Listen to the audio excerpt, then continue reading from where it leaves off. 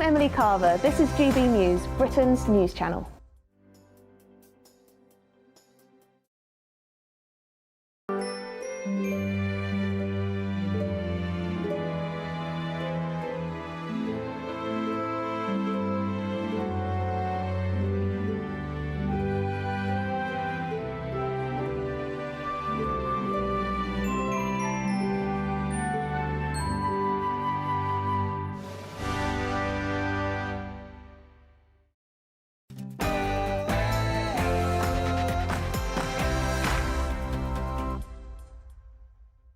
A very good morning to you. Prince Harry is paving the way to come back and live and work, perhaps, in the UK. It's a major move and it's being branded as Operation Bring Harry In From the Cold. The Education Secretary hits out at a school absence epidemic as millions of pupils are due to return to school tomorrow.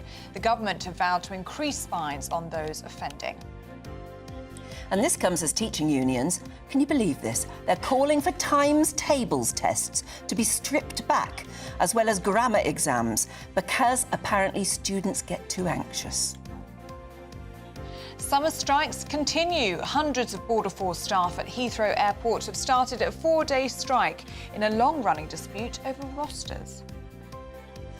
Double tragedy at the Hill Carnival, because 2 of the people who were stabbed there have now died after those terrible attacks over the bank holiday weekend. And is it time to ban X, formerly known as Twitter? Well, Brazil has banned the platform after failing to meet a deadline set by a Supreme Court judge. We'll be debating that later. Good morning. Erling Haaland's second hat-trick in a week took champions Manchester City to the top of the Premier League. In cricket, Joe Root sends more records tumbling with another century against Sri Lanka. And we'll hear about a sensational Saturday in Paris for Team GB's Paralympians. Hello, good morning. We'll see some very warm sunshine in places today, particularly towards the southeast of England, but a scattering of showers are likely in places too, which could turn heavy and thundery, giving some flooding problems in places. I'll have all the details later. It's just gone 6 o'clock. I'm Ellie Costello. And I'm Anne Diamond, and this is GB News Breakfast.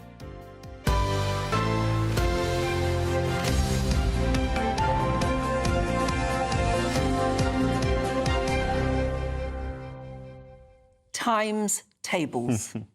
It was the first thing we ever did at primary school. It started the whole day off. Mrs. Trenack, never forget her. Oh. She had a ruler, but she never used it on us. She just used it on the 2, 2, 4. Right, and she would say, right, OK, 6 times table. 1, 6 is 6. 14 times table we used to do, and 12 times table. We only went to 12. Well, because I was brought up in an age where 12 inches made a foot and 14 pounds made a stone. Or ounces made a pound.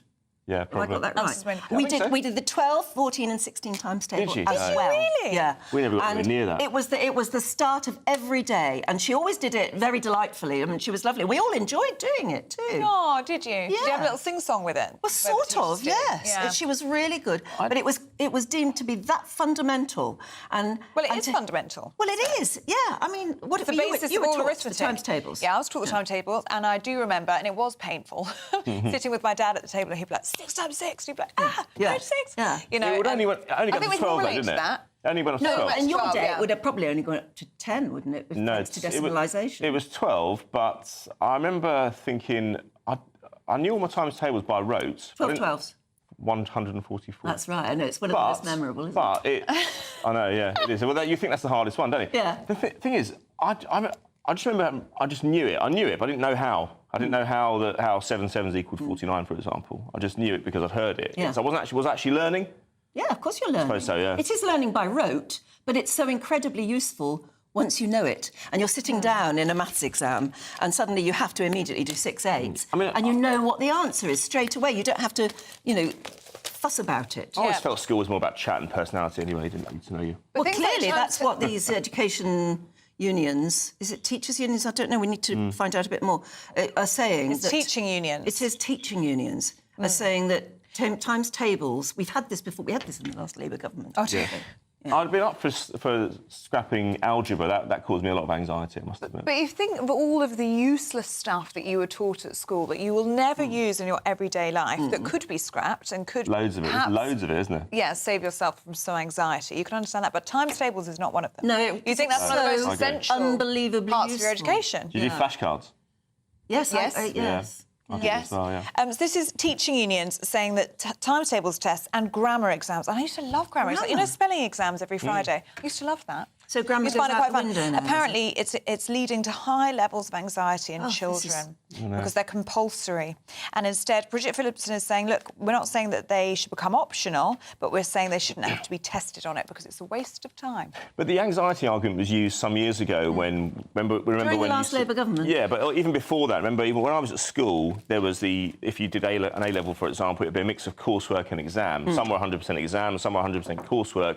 It was always thought that the coursework appealed to students who were possibly a bit weaker because they couldn't perform in exams and they had longer to do the coursework. I think the best thing to do is a bit of a mix, actually. Yeah. Are we testing you our don't primary school give- children too much? Well, You've got to be able to that's perform. an interesting one. There's something to be said for being put under exam conditions and having to perform Yes. over a certain period of time, get your information down a sheet and be marked accordingly. That's the kind of test you have to undergo at various points in your life. But, you know, the minute we start to forsake maths in your head and grammar, society starts to fall apart. I don't know. What do you think? I just can't believe they're saying this already, only a few weeks into this government. Are we going to let those sort of standards slip? However, what is also interesting today, and we'll be talking about it a bit more within the programme, sorry if it really gets under your nails, is it Prince does for a lot Harry. of people, I It think. really does. I think the reason that it is worth talking about today is because it feels as though we're being warmed up, doesn't it? Front page lead of the Mail, and the Mail have very, very good royal sources. And they're saying that Harry is asking his former aides, in other words, those he's known and trusted for years in Britain, to help rehabilitate him in Britain, really, to help plot his return from exile. Now, what does that mean? If you read into this article, he's reached out to some friends that he hasn't spoken to in 4 years since he left the royal family. He started WhatsApping people. Started WhatsApping friends. Thought they were cut off. Exactly. It's almost as though he's putting the feelers out there, isn't he? How will I be received? First of all, by my friends, and then potentially a soft return to the UK. So what we're talking about really is a half in, half out, aren't we? Which is what they first mooted as part of working within the Commonwealth, and the late Queen said, absolutely no way. Don't want that at all. What does it say about things at home? Yes. Because I that's can't see true. Meghan ever wanting to come here, really. Depends if it's good for business. Well, What are they doing don't for say work? that. I know. And how happy truly is he in California? Well, and again, we've plotting been a warmed return. up recently. There's lots of leaks that the American dream isn't working out for him, not the way he thought it would. What's Montecito like, anyway? Anyone been there? Never No, been. never. Looks I mean, I'm quite sure nice. it's gorgeous, but if you're cut off from your family Yeah, I know. and you feel that your family don't want you anymore, I know. even when you try, I can understand him feeling very sad Yeah. and very friendless. But then lots of people would say that's a situation of your own making, right? And yes. you've made your bed. It's time to lie in it. Yeah. So let us know what you think. We know that it definitely divides you. gbnews.com/yoursay. Now, the Education Secretary, Bridget Phillipson, has issued a warning to parents who let their children regularly skip school, saying that they are significantly impacting their child's future earnings in what Labour calls an absence epidemic. Well, that's as teaching unions demand that grammar exams and times tables exams be stripped back to curb pupil anxiety. And this is, of course, all happening as Parliament returns tomorrow. Let's talk to political commentator John Oxley. Hello there, John. Hello, good morning. I'm very cynically sitting here and said, we've heard all this before, last Labour government. I mean, they are making moves that suggest that already state knows best. Yes, and particularly the unions know best. And what we saw at the start of the last Conservative government was in the education department, Michael Gove was someone who was very willing to go up against the unions and suggest things that they didn't like. And lo and behold, a few years later, we had one of the biggest improvements in school standards we've ever seen in terms of those international tests and those metrics where they compare us with countries around the world. And, that's because the Conservatives didn't really feel the need to keep the unions on side. But what we're seeing is now Labour in power, particularly controlling education, those unions feel like they've got a powerful voice and they want to use it. I just can't see the logic of the unions either. So, I mean, these are people who teach, most of them, or who have taught. And to get to be a teacher, you sort of have to pass exams and you have to get a degree in most cases, which means that you probably learned your times tables when you were little and you had to get used to the very concept of sitting tests and exams.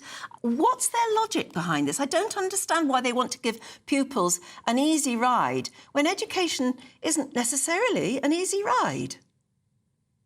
No, and I think it's sort of shows some of the theories of learning and this obsession with putting well-being at the centre, but in a way that is ultimately damaging in the long run. Because one of the purposes of school really should be learning how to deal with the hard things that life throws at you, learning how to deal with stuff that you're made to do but don't particularly enjoy. And the reality is that's part of life, and part of our education should really be about learning how to deal with the stresses and the anxieties that come to this and how to perform in spite of them, rather than a culture of when you find things a bit hard or you find things a bit scary, the solution is not to do them, especially when it comes down to these fundamental early stage things, which are the bedrock for the rest of the knowledge you carry through. And also, the learning process itself, and learning and being tested on these things is how you get used to learning bigger, more challenging, complex things. And that's exactly the criticism of Nick Gibb, the former schools minister, speaking in the Sunday Telegraph today. He says that not only do children actually enjoy these tests, these times tables tests and the grammar tests that they're sitting at school, but as you say, it's an essential precondition, isn't it, to the more sophisticated mathematics that comes later on. And he also makes a really interesting point about a two-tier system that we could be creating. So children from advantaged backgrounds are using good grammar in everyday life. They'd probably be picked up on it at home. But disadvantaged families, it would be a bit more difficult. They're not necessarily taught those rules at home, is what he says. What do you make of it? That's exactly right. One of the big issues we see in education is there are families who know how to and have the time and are very willing to put the time in at home to help their children, flourish. There are others, for whatever reason, they have to work long hours. They don't necessarily have English as a first language, and so they struggle with these rules. And the purpose of school and the best schooling is to help these people catch up and to narrow that gap. And if you're not pushing people, then that's not going to happen. And if you're not testing people, then you're not even going to see where those gaps are arising. And part of the purpose of testing, particularly early on in school, is to see what children need a bit more help, what children need to be pushed a little bit more to flourish. And if you're not doing that, you're going to get to the tests that come at 11 or 16 or even 18 and find there's a gap there that it's too late to close. Would you go as far as to say, and this is my opinion, but that if children are getting really stressed out because they're being tested too much and this is causing them real anxiety, they're being taught badly? I think that's probably true, or there's a bad environment where sort of this reaction is encouraged. I mean, my father always had a saying, in our family we don't do stress. Just ignore it and get on with it. And I think if you're passing that message on, rather than this idea that, everything is overwhelming, it is an element of bad teaching, and it's not conducive to people who are going to be successful and prepared for adult life in all sorts of form. Because, no matter what you leave school and do, whether it's academic or vocational, there's going to be stressful points, there's going to be testing points. And the best thing schools can do and families can do is equip people for how you get on with that. It's going to be a very interesting Prime Minister's questions. It is, isn't it? First time. Because when you think of it, we've still got Rishi Sunak on the Tory side, and he is the one who has been proposing that we continue to learn maths right through to A-level. 18. All of us. It's going to be very, very interesting. John Oxley, good to see you this morning. Thank you very Good much. morning, thank you. It's interesting, isn't it? Listening to John there, people are nostalgic about learning their times tables and they're nostalgic about their grammar exams that you'd do at school. No, just your Friday test, your spelling test at the end of the week. People don't sound like they're stressed or traumatised by it. No, I never remember getting stressed by tests like that. I quite I hated exams. Everybody does, but you have to learn to live with them, don't you? Yeah. Actually, Philip's just reminded us that another reason I would have learned the 12 times table, or we went on, is because 12 pennies made a shilling. Ah, yes, very good. And 12 inches made a foot, obviously. And Malcolm says, I had a teacher in junior school called Mr Rice. Oh. Funny how you always remember the names, isn't it? And he drummed the timetables into us. And I think I am grateful every day because you use them all the time. Yes, you do. That's really true, actually. So do keep those views coming in on any of the stories that we're talking about today. I can see lots coming in now about Prince Harry. So do keep them coming in. But people say, oh, no, you're talking about Prince Harry. But the reason we are is because it does seem to be gaining momentum. It certainly does. This move that he's obviously making. And I think the press is sort of like warming us all up to the fact that he's trying to get back into Britain in some way. Yes. Is rehabilitation for Prince Harry possible? Would you like to see him back? Or is it too little too late? Do let us know what you think. gbnews.com/yoursay. OK, time is 6:15 already now. Travellers at Heathrow are facing more disruption as Border Force staff continue to strike. Yes, around 650 members of the PCS union have walked out in protest over rota disputes, with the strike lasting 4 days. Further disruption is expected from Wednesday as workers refuse to do overtime, leading to an overtime ban from September the 4th.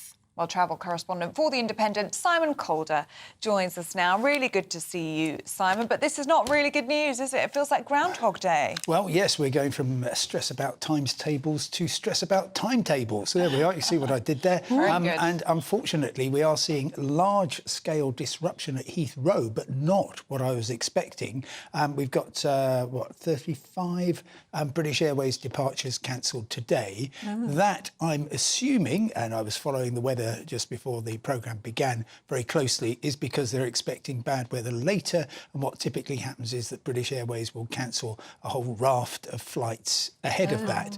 But it includes holiday flights, people coming back from places like Valencia in Spain and Palma de Mallorca. And of course, this time of year, this is going to be one of the busiest homecoming days. Yes, it you really just will want to be. get on, you want your plane to be there, you want to get on board, you want to get back, get your luggage, get through passport control. And it's that element that we could see problems with, because things are just building up with more and more people coming back. Yesterday wasn't too bad, and that was when the strike began. Sunday, Monday and into Tuesday, and of course they've chosen the key days for families coming home. Understandably, they want to cause maximum disruption.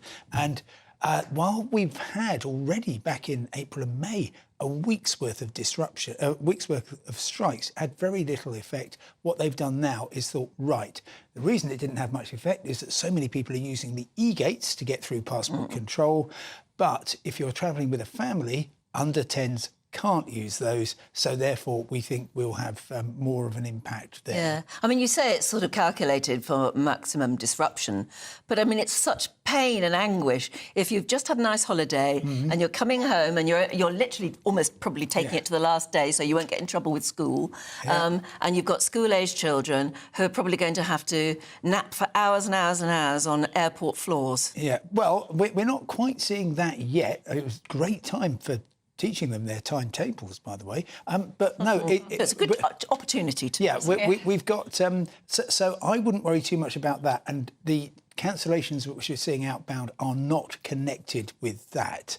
So yes, be prepared for disruption when you do arrive, but the e-gates will still be open. I need to represent both points of view. The union, the PCS union, says that new rosters have made life impossible for a lot of UK Border Force staff. They say that 80% of their people are feeling stressed by work, and the Home Office says they really appreciate all the great work that UK Border Force staff do, but they have robust plans in place to deal with this. So if you get through, that's great. If your flight hasn't been cancelled, we've also got some problems at Lisbon Airport in Portugal. We've got a strike by ground staff there.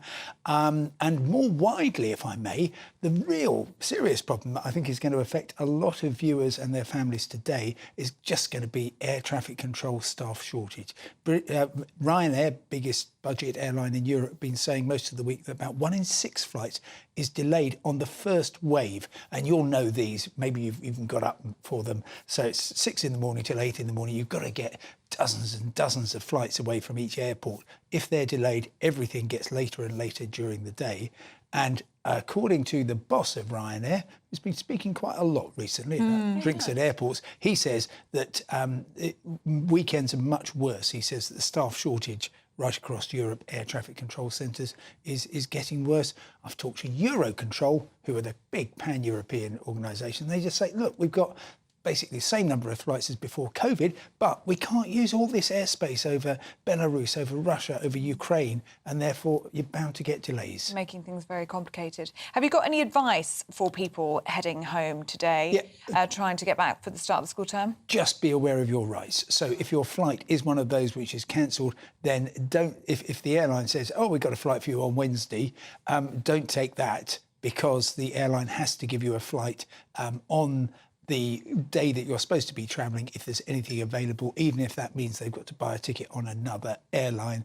And of course, if your flight is heavily delayed, up to anything from 2 hours onwards for a shorter flight, they've got to get you refreshments before, if you're sitting there waiting. However, a lot of airlines will say, yeah, we don't know how long it's going to be and we don't want to do the refreshment thing, because if we do that, we'll miss our slots and so on. Yes, I was kept sitting on the tarmac in an aeroplane for hours because, and we kept saying, couldn't we have water? Some water. Or a cup of tea or something. And they said, no, yeah, but any minute now, if we get the trolleys out and start serving and then we get a time slot, we'll miss it. So it was hot and bothersome. Can I just ask very briefly then, why does there seem to be so much dissatisfaction in the airline industry, with the workers in the airline industry, not just in this country, but elsewhere? It's a very, very high-stress environment. I was just about to say, there you are, you're a cabin crew member on your flight. You are there because you want to deliver great service to people and enable them to, well, you're there mainly for their safety, but to ensure they have a great trip. And genuinely, they would want to serve you some water and so on. But it's a very, very high-stress environment. An awful lot of great people left during COVID because, you'll recall, travel restrictions meant that aviation was almost completely closed down, and they haven't come back. And so it's still a very, very patchy thing. I'm seeing more disruption now than we used to see before COVID. And, of course, war in Ukraine, everything else, it makes life tougher and tougher. So if you get home today and it's fine, and you're only an hour late, I would take that as an absolute Yes, take it as a blessing. Yeah. Absolutely. Simon Calder, thank you very much. Good to see you. Yeah, thank you. Don't forget the 12 inches to the foot and 12 in a dozen, Anne, says Philip. You obviously love your maths. 12 is a useful number, having the factors 1, 2, 3, 4, 6 and 12. Mark says, good morning. The times tables is the basics of maths. Everything we do in life has maths. Yes, well, and that's really very true. Yeah, loads of you getting in touch. I think that the point is, it's the way we talk about maths. We shouldn't always talk about it as maths. You sound like Rishi Sunak.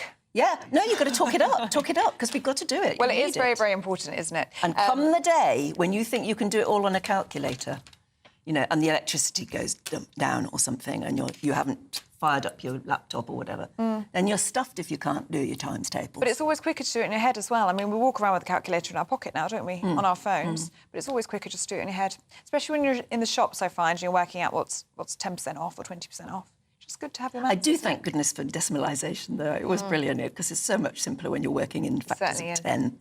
And just this one from Paul, who says, I think stress that children are feeling is actually just being pasted down from the parents due to the cost of living, low wages, high rents. They're not being tested, maths and English at school. I think we've also got to the point, though, as well, where today's parents probably weren't taught their times tables in the way we were as well, by rote.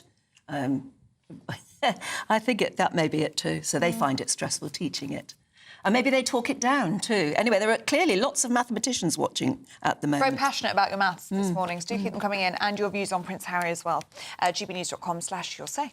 Let's talk about the Notting Hill Carnival now, because sadly it has become more than just talking about stabbings that occurred. We're now talking about a 32-year-old mother and a man who were attacked in separate incidents during that Notting Hill Carnival. They have now died. So police are saying it's a murder investigation. And they've also said the deaths have been devastating for both families, and they're now being treated as murder investigations. The former police officer, Oliver Lawrence, joins us now. So many commentators are looking at this, Oliver, and thinking, why don't we do something about this? We talk about the violence every year. 2 people have already died. And yet it seems that the authorities just keep allowing this to go on. Yeah, good morning, Anne. Good morning, Ellie. Yeah, since 2017, we've had over 60 stabbings at Notting Hill Carnival. This year, over 300 arrests. As we know, a considerable number of stabbings, tragically now 2 deaths. Police now upping their investigations to homicide investigations. And we know there are over 60 assaults on emergency service workers. And obviously the event has been described as the best that London has to offer. But we've really got to question that. We've got to have difficult and courageous conversations to talk about how we can make this event safer. I think first and foremost, cancelling it is not the solution. The solution here is about having conversations about the fact that it has clearly outgrown its capacity to fill Notting Hill. We need to look at moving the event, in my view, to Hyde Park to provide a safer environment for attendees and families to attend, so we can screen people, we can make the event ticketed, and we can produce an event which goes ahead safely, celebrates all that is important within Caribbean culture, but allows people, importantly, to attend and go home knowing that they're in a safe and secure environment. And Oliver, what do we know the details of how these 2 people were killed? Because reading about it this morning, Cher Maximum, the mother, the 32-year-old mother, was attending Carnival on Family Day on Sunday with her 3-year-old child. I mean, it's hard to believe that it's ended up like this. Ellie, absolutely tragic circumstance as a young child today wakes up sadly without a mother, which has got to be one of the most distressing pieces of news for anybody watching this. And I suppose important, as you say, Family Day, a day we expect families to come along and enjoy what Carnival has to offer. And I believe that, the story around this is potentially her breaking up a fight between individuals and then becoming the victim of the stabbing, leading to her going to hospital with critical injuries and her sadly, tragically succumbing to those injuries. So that, horrific details coming out. But once again demonstrating that people very quickly moved to ask sort of what was policing doing during the event. You've got to remember this is the largest and most complex policing event on the calendar for the Met, costing over £11 million with over 1 million attendees. So it's just a lot of people in a very, very small area, and really, really difficult times for police to keep an eye on every element of the carnival, but incredibly tragic circumstances. As I say, we've got to start having very, very difficult and courageous conversations to talk about the event, the nature of how it's carried out, and equally what people and young people are exposed to during the event. I think we could all start to have conversations around the sort of sexualized content that we see at Carnival. I think that needs a real big conversation around what children are watching and how people are interacting with, for instance, like members of the police service. All this grinding behavior, I think, has really got to come to a stop, because we've got to respect the fact that police are there to do a job, have a responsibility, and aren't really there to engage in carnival activities, but support the event go ahead safely. I wonder if anything will happen, or whether the authorities will just turn a blind eye. How can you turn a blind eye to 2 murders? You can't. No. Oliver, if you don't mind, can you paint a picture of what it's like to police the carnival? Because it must be an absolutely massive operation and really, really very challenging. 1 million people in a weekend. Having that amount of people in such a small space does provide significant challenges for police. I think gold commanders, particularly at Notting Hill Carnival, rely heavily on skilled CCTV operators watching the event, as well as our air operations service is Indian 99 in the sky, looking down at the crowds and trying to identify any troublemakers. Obviously, we know that the Notting Hill Carnival tragically does attract a number of gangs from across London who want to settle scores, during that period. And obviously, police are on the lookout. They know who these individuals are. There's a lot of work done pre-Carnival where they look to identify people that could cause trouble, see where those people are wanted by police, see if there's any opportunity for those individuals to come into police custody to avoid them from attending the event. But it is a very complicated event. A lot of planning goes into it. And obviously, we've seen commanders giving talks and working with local communities. The Notting Hill Carnival Trust is an important element of the planning of that. There are a number of ambassadors who take part and support the advertising, the communication event and working with police. But it is a very, very difficult event, particularly when you look at the resourcing. You know, the resourcing that you see, you know, over 1,000 police officers taking part in some areas of London, which obviously draws people from all over the place to come and attend and take part in the festivities. But a very, very complicated event. But sadly, at the moment, that police are struggling to maintain the level of order which we'd be satisfied with. But that's not a police problem. Community has got to take a level of accountability and recognise more has got to be done to make the event safer. Hey, Oliver, thanks very much for joining us this morning. Thank you. Betty has been in touch saying, good morning from Dorset. Very red sky this morning. Have a good day and be careful out there. Yeah, red sky in the morning is the shepherd's warning, isn't it? So there is bad weather, I think, coming later. I know, I think there really is, isn't there? So let's get the weather forecast now from Marco. A brighter outlook with Box Solar, sponsors of weather on GB News. Hello, good morning. Here's your latest weather update from the Met Office for GB News. Through the day today, we'll see a mixture of fairly warm sunshine, particularly towards the south-east of the UK, some thunderstorms also developing, and quite a humid feel to the weather, again, particularly towards the south and south-east. So looking at detail for today then, confirmation of some showers already breaking out this morning across some central and southern parts of England. As we go through the day, they'll become more extensive across parts of the Midlands, eventually building across parts of northern England too into the afternoon. So it's the north and northwest of the UK and across some western spots seeing the best of the lingering brightness into the afternoon. A few lighter showers here, but with those thundery downpours we could see some flooding issues, as I say, particularly across the central spine of the UK. Temperatures peaking in the southeast at 27 Celsius and a very humid feel to the day here. So to end the day across the north and northwest of the UK, we'll hold on to some sunshine towards the northwest of Scotland. A few showers starting to push up from the south into central, southern and eastern parts of Scotland there. 1 or 2 showers also across Northern Ireland, although the bulk of the end of the afternoon here set fair. Heading further south, more in the way of cloud generally across England and Wales. Again, there'll still be some heavy, even thundery showers in places, particularly across the Midlands up into northern parts of England, with perhaps the far south and southeast starting to see those showers easing. Heading through the evening then into the overnight period, those showers continue their journey northwards into parts of eastern Scotland into the early hours of Monday. Meanwhile, a band of more general rain working in across some western and southwestern parts with the clearest skies there in the central spine of the UK. A very muggy night to come across the UK on Sunday night. Temperatures no lower than the low to mid-teens, even upper teens across the south and southeast of the UK. Monday looks a very unsettled day, unfortunately, across the whole of the UK. Low pressure in charge, giving the showers or longer spells of rain. Still some thunderstorms in places towards the far northeast for a time, and fresher air moving in across Northern Ireland later. Temperatures here up to 18 Celsius, nearer 22 or 23 Celsius down towards the southeast in the afternoon. 23 there in London is 73 in Fahrenheit, and I say close to the seasonal average. That's pretty much it for me. See you soon. That warm feeling inside from Boxed Boilers, sponsors of weather on GB News.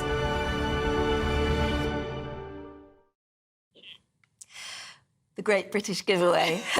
You thought it was finished, but it's not. It's the Great British Giveaway. It's bigger and better than ever.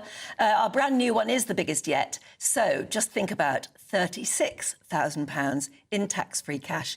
Apparently, according to the mathematicians... Oh, yeah, very good. That's like having an extra £3,000 a month in your bank account for a whole year. And the taxman doesn't have to worry about that either. Here's how that cash could be yours. This is your luck.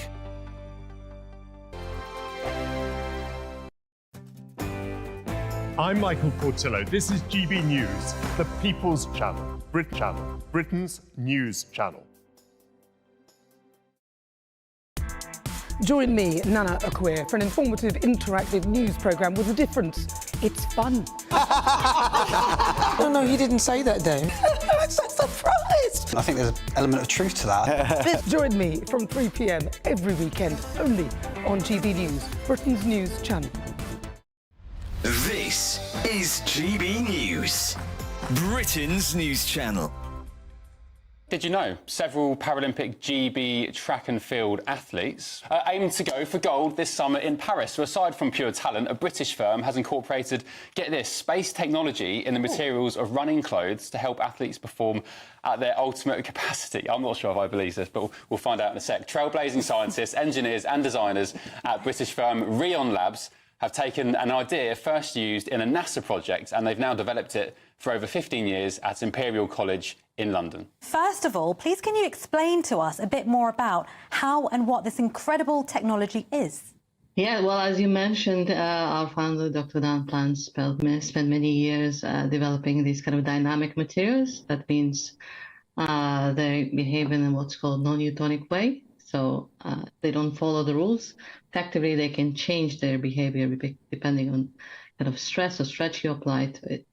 So what you get on an athlete level, if you imagine you have a garment, it's supercharged. It's such that the garment changes its support depending on your movement or your activity or the speed at which you run.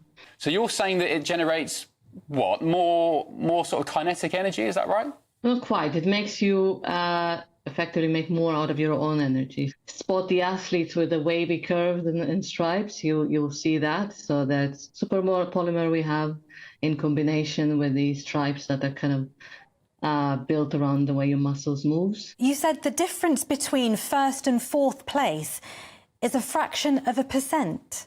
Yeah, that's the main difference it makes. So even if you manage to kind of make more of your own energy and improve your performance by 1%, that's the difference between podium and non-podium.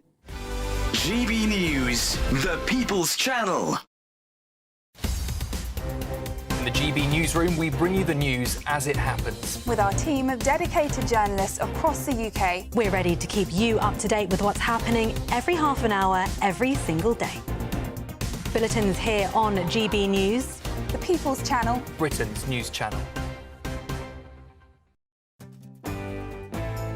I'm Arlene Foster on GB News, Britain's news channel.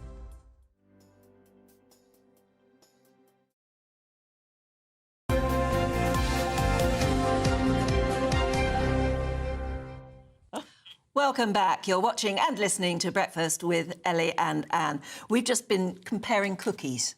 It's really interesting. Yeah, because you can tell, you look at somebody's laptop as I was looking there, and I can tell what sort of things you've been looking for recently. Or what I've been talking about. Because the adverts are coming up and they're targeting you with the same stuff. Workwear. Timeless pieces. And I just found out that I bought a vacuum cleaner 2 days ago, arrived yesterday. It was really good fun. I'm vacuuming, good fun, but it was a really powerful one. Oh, and it's here on offer for nearly £100 less. There's nothing worse, is there? I went into a furniture shop yesterday. I bought a piece of furniture last month, and I went in yesterday and it's £300 cheaper. You can sometimes take it back and get the difference back, though. Really? Yeah, I've done that before. I feel like I've used it now, Aidan. Yeah. But no, it's a horrible feeling. It is. I was like, I wish I hadn't have seen that. Yeah. You feel the same way about I feel terrible about it. I mean, I will hate it now. Why don't you return your... I think you'd be OK now returning that. I've still got the box. I think you should. Save yourself 75 quid. Find out, yeah. The pennies make the pounds. They certainly do. You look after the pennies, the pounds look after themselves. That's what I mean. Mum used to say. Yes, thank you, Aidan. Absolutely. That's what I meant by that. Yeah. Aidan McGee is here, as you might have seen. Another timeless piece. Very good, very good. Very nice. Right, what are we talking about? Football first? Yes, why not? Yeah, let's rattle through that before we get to the Paralympics. But yeah, Erling Haaland, another hat-trick in the space of a week in front of Manchester City fan Noel Gallagher, who was in the crowd at the Olympic Stadium, or the London Stadium as they call it now. 3-1 win for Man City at West Ham. That keeps them at the top of the league. 3 out of 3. We've got a big game this afternoon, the biggest game in club football, 4:30 Man United against Liverpool. But some other interesting games as well. Everton, this has never happened before. Everton were winning 2-0 at home to Bournemouth until the 87th minute. Bournemouth then got really on top of them, tried to have a go of it, and within 9 minutes they turned it around and won 3-2. Wow. There's never been a comeback that late and that quick in a game. And it says a lot about the fragility. So they of just the Everton rattled off 3 goals? They did. It was extraordinary. It was just... The first one went in. It looked like it was just a consolation. Yeah. Normally that's enough. You might go for a 2-2. They've turned it around to 3-2. The atmosphere in the stadium after Everton had lost that game was toxic. And I fear for the manager now, Sean Dyche, because it doesn't say much for your players when you relinquish a 2-0 lead at home, especially to Bournemouth. Bournemouth aren't a top 6 side or anything like that. It was extraordinary to see. I've never seen it before in my life. But they've become a very good side, Bournemouth, haven't they? They have, yeah. Well, they've got money behind them. There's no question about that. The only problem with Anne is that their ground is very small. So there's a limit to what you can achieve. So they're going to have to find a different site if they want to get it to 20, 30,000. At the moment, it's almost like a League One ground. And that's a bit of a shame for them. But on the pitch, Ellie, they're doing very well. That was a statement victory yesterday. What else was there to take our eye? Arsenal drawing 1-1 at home to Brighton and Hove Albion. Declan Rice got sent off, though, for standing in the way of a free kick being taken. And everyone was apoplectic with rage. But under the rules, it was a clear red card. But as I say, all eyes today on Liverpool v Man United at 4:30. Which match was the Gallagher brother at? Man City against Man City, West because Ham. he's a Man City fan. Big Man City fan, yeah. To be fair, he's not a Johnny-come-lately since they started winning trophies. He was there in the really bad old days when they were in League One, and they were floundering in front. I mean, they've always got good, strong gates, but to be fair, there was talk often back in the 90s that they'd buy the club, because that football clubs then were within the grass. Maybe they went after this next tour, Aidan. Well, yeah. After they made 400 million. Once he's paid for his divorce, yeah. But the thing is, it's funny because back then, it shows how funny football is, how much football's moved on since the 90s, because football clubs, even in the top flight, were within reach of the humble millionaire. There's no way you can buy a Premier League club now. Humble millionaire. How much would a Premier League club cost now? Tottenham now. If I wanted to buy one. If you wanted to buy, well, OK, if you're in the market, which I've heard you are. Yeah. Tottenham would probably go for. Well, Chelsea's went 2 years ago for just under £3 billion. Oh.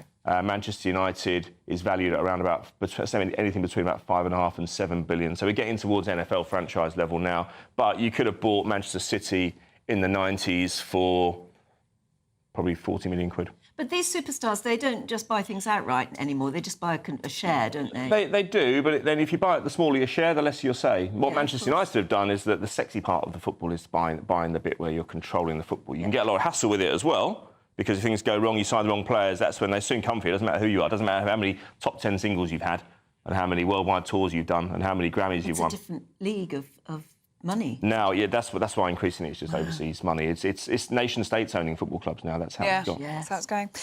We don't have long with you, but can you just tell us about Super Saturday? Paralympics. We're doing great, aren't we? I've noticed they didn't call this one Super Saturday because I've got it here. Paralympics GB swimmers enjoyed Super Saturday. Yeah, I know. I don't know who's written that, but no, they've called. No, there's every reason to call it Super Saturday, but they've named it Sensational Saturday. I'd say that's even better.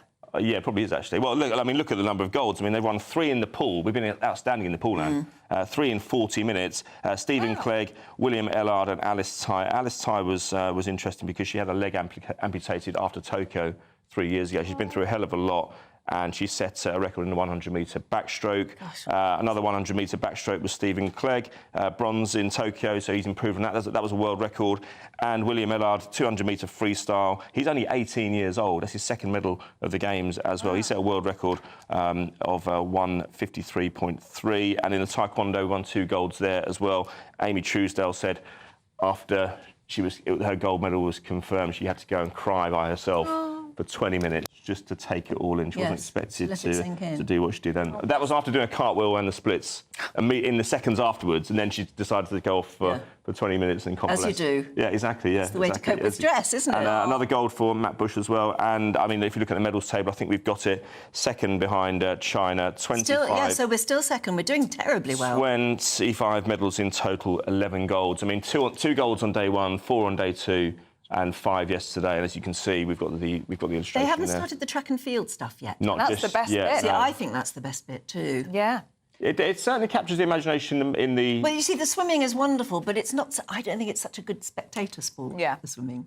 Yeah. You can't see most of it. You can't see. You know. I know. You can't see the identification of faces, can you? Because it's the best is yet to come. And you've got the hat. But the running and the jumping and the high jump and all the rest of it is just stunning. It is. It was at 2012. I think. Look, China will always have a bit of an advantage at the top of the table because they enter more competitors in. But if Britain could finish in second, that would be absolutely sensational. And we have to remember as well how seriously China take the Paralympics. Yes. So you're up against which real is great again. stellar opposition. Absolutely. Good. Yeah. More countries should. But we're doing great. Yeah.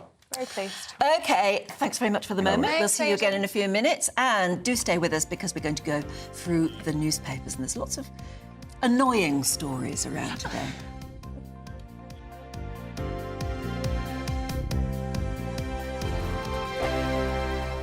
Sir Jacob Rees-Mogg's State of the Nation. Monday to Thursday. Thursday from 8 p.m.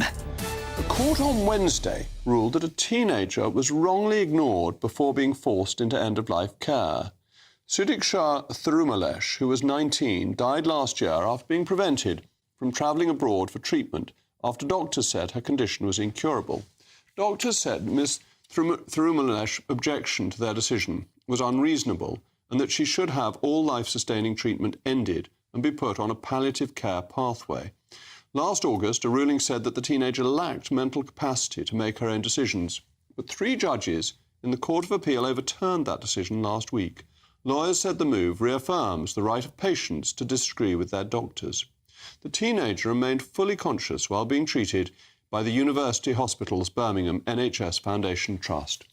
Well, to discuss this tragic case, Sudiksha's father, Thirumalesh, and brother, Varshan, join me now. Thank you so much for joining me in these desperately sad circumstances. This is very important for other people who may find themselves in a similar position, that they will be able to make decisions about their own care with the support of their families, rather than there's sometimes arrogance of the medical profession who think that they know best. So you must be, I hope, very reassured by this judgment that Sudiksha has achieved something for other people.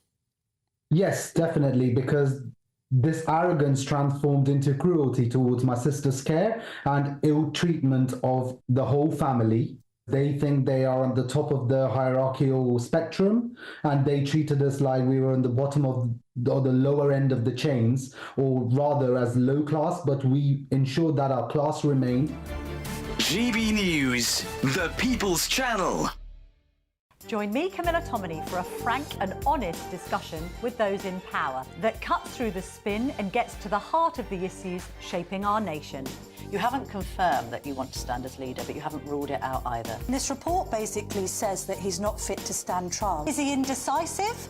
Incompetent? I deliver the dose of reality Westminster needs. That's the Camilla Tominey Show at 9:30 every Sunday on GB News, the People's Channel, Britain's news channel.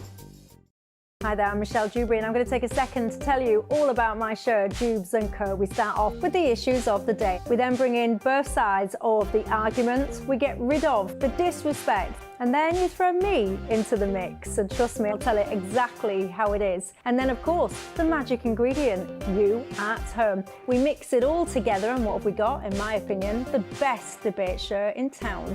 Monday to Friday, 6 till 7 on GB News, Britain's news channel.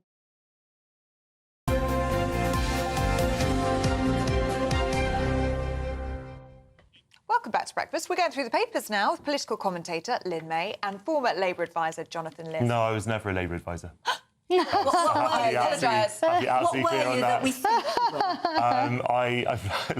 I don't recommend anyone take my advice in general, but I'm also a political commentator and journalist. Okay, and political commentator and journalist Jonathan Liss. Very good to see you both. That's basically saying we'll get can't that blame him for anything. Yeah. Disclaimer. It's very important. It's very important. I've never been. I'm on the left, but I've never been a member of any. I love how you party. jumped in with that as well. You're like, absolutely no way. You have to, don't you? Yeah. Okay, Lynn, let's start with you, shall we? Oh, this has got us going this morning. We've been talking about education. There's a couple of good stories out today, aren't there, on this? But let's talk about absenteeism, because apparently parents are allowing their children to regularly skip school, and it's affecting children's future earning potential. OK, yeah, so the front page of the Sunday Times, I think it's a bit unfair because it's parents wreck pupils' futures by letting them stay at home. Now, the Education Secretary has said that there are around 150,000 children that are absent, essentially, just staying at home. And I'm just going to do an anecdotal quick story. When my parents were going through a divorce, I was an absolute pain. And I didn't want to go to school, and my mum actually had to call the police so that I would go to school. Wow. Yes, because that's when fines were being introduced, and she was at her wit's end. And they came in and they sat down in the living room, have a cup of tea and said, you know, you really should go to school. They were really nice when I actually think about it. But my point is, it's very easy to blame parents. We have so many different types of family makeups now. We have single parents, both mothers and fathers. We have parents that are going out to work, ones that will tell their children, you know, make sure you go to school, I'm off to work now, then they don't go. Yes. So it's easy to just place all the blame, and I think we need to take a holistic approach and try and work with families to get to the root cause why children are not wanting to go, instead of just, you know, a headline like this, parents wreck pupils' future. I don't think parents intend to wreck their children's future. Yeah, I think it's actually very unfair as well, because we have a system in this country where you are allowed to homeschool, where you're literally keeping your child in every single day, and with quite varying levels of oversight over that education that you're giving your children. And so if you're talking about children's futures and sort of the government wanting to have some authority over that, which I think the government should have, because, you know, the government should be responsible to make sure that all children should have a fair shot in life, then that should be much more closely regulated as well. And if some parents are allowed to keep their children in home all day, and other parents want to do that for, say, a couple of days on holiday, for example, then it doesn't seem fair to penalise those parents who are taking the kids out. No, but you know, there are some countries that do actually make homeschooling illegal, like France what and the Sweden. Education Secretary is getting at here is not parents keeping their kids at home to educate them. No. It's just giving them a job. Yes, and the point is that those parents would argue that sometimes the best education that you can give your children is when you actually go and show them something. Yeah. Obviously, if you're on a sun lounger somewhere, the education prospects are somewhat limited. But, you know, a lot of kids learn a lot from going to places, sort of meeting people outside. I'm not saying that children shouldn't have a formal education. I think they should have one. Yeah. But I don't think it's fair to penalise parents. I think it needs to be structured, though. Like, I was homeschooled up until year 8, and that's when and my mum homeschooled me, and that's when I then had to go to school, and I didn't really like that change. But there was structure. You know, there was lesson plans, she did a lot of holistic, going out into the country, learning about different trees and whatever. But so what you're saying, I understand where you're coming from, but I think the challenge here is to echo what you said, that it's not about parents teaching them, it's about they just can't get them to school, or it's just too much headache, they just let them stay. But we don't know how much but it could well be that the parents are making some effort to educate their kids. That would be documented, though. Like you said, it's allowed to happen here, so they wouldn't be included in the 150,000. Oh, sure, but if the children are refusing to go to school, the parents are not necessarily just saying, oh, fine, just do whatever you like, then they might be trying to kind of educate them in another way if those children are going through It's interesting that the Education Secretary has made it a financial thing. She's saying you are in danger. If you're a parent who keeps your children at home too often, you're endangering their earning capacity. Is she just trying to use the right sort of trigger language that might actually get people motivated? I think she is, yes, but I think, again, I think I do fairly OK for myself. And as I said, I didn't go to school until year 8. But there has to be structure. I think when you do look at... I used to work with NEET groups, which are not in education, employment and training, and they generally are from 16 to 24. And if you look at their educational attainment and their level, when you finally do get them into some programme, it is quite considerably lower to those in classrooms. So if you look at how much they miss... there is a chance that could be linked to higher education. It's harder to get into college and then university and then into the workplace. Look, we've got 2 minutes left, so, Jonathan, I do want to touch on a different story now, which is at the Sunday Mirror front page, and this is agony for Letby victims and their families as Netflix plans a new TV show. Yeah, so this is a story that doesn't seem to be going away, which is a lot of experts coming forward, not to say that Letby was innocent. This is Lucy Letby, the paediatric nurse who was found guilty of killing babies. Right, who, if the convictions are safe, would be Britain's most sort of prolific serial killer, I think, and certainly one most notorious. And they're not saying that she's innocent. They're saying that the conviction is unsafe in their opinion. These are statisticians and also, I think, some doctors as well, some medical doctors who are sort of casting some kind of doubt on a lot of the evidence, which is circumstantial, which doesn't mean that it wasn't safe. The fact that it was circumstantial, a lot of evidence in safe convictions is circumstantial, but are asking questions. And I think that we have to take that seriously. I don't have an opinion either way. Well, we can't have, can we? Because we just don't know what happened. She was never caught red-handed killing a baby. It was all circumstantial evidence, but it felt overwhelming, which is why she was convicted. But now we learn that there were some facts that were never brought before the jury, like, for instance, the swipe cards that were used this was the circumstantial evidence that she was the only nurse in the room at the time because of the swipe card that was used as an entry card. There was false evidence in some cases. But then there was a diary, wasn't there, found in her room? Yeah. She'd done it. So I mean, where she was admitting to doing this. So it's why just, would you do? Again, we don't know. Yeah. But I don't think I would ever write in a diary, I can't believe I've killed babies or I've done But the documentary, anything. Is it fair to make a documentary looking at this? I think Surely it's absolutely it is. fair to... I think that, obviously, my heart goes out to the families. I can't imagine what they must have gone through. But I do think it's important to present documentary evidence like this. Absolutely. We've got to leave it there. Sadly, we've already run out of time. So thank you very much, and we'll see you next hour anyway. And now it's time for the weather with Marco. A brighter outlook with Box Solar, sponsors of weather on GB News. Hello, good morning. Here's your latest weather update from the Met Office for GB News. Through the day today, we'll see a mixture of fairly warm sunshine, particularly towards the south-east of the UK, some thunderstorms also developing, and quite a humid feel to the weather, again, particularly towards the south and south-east.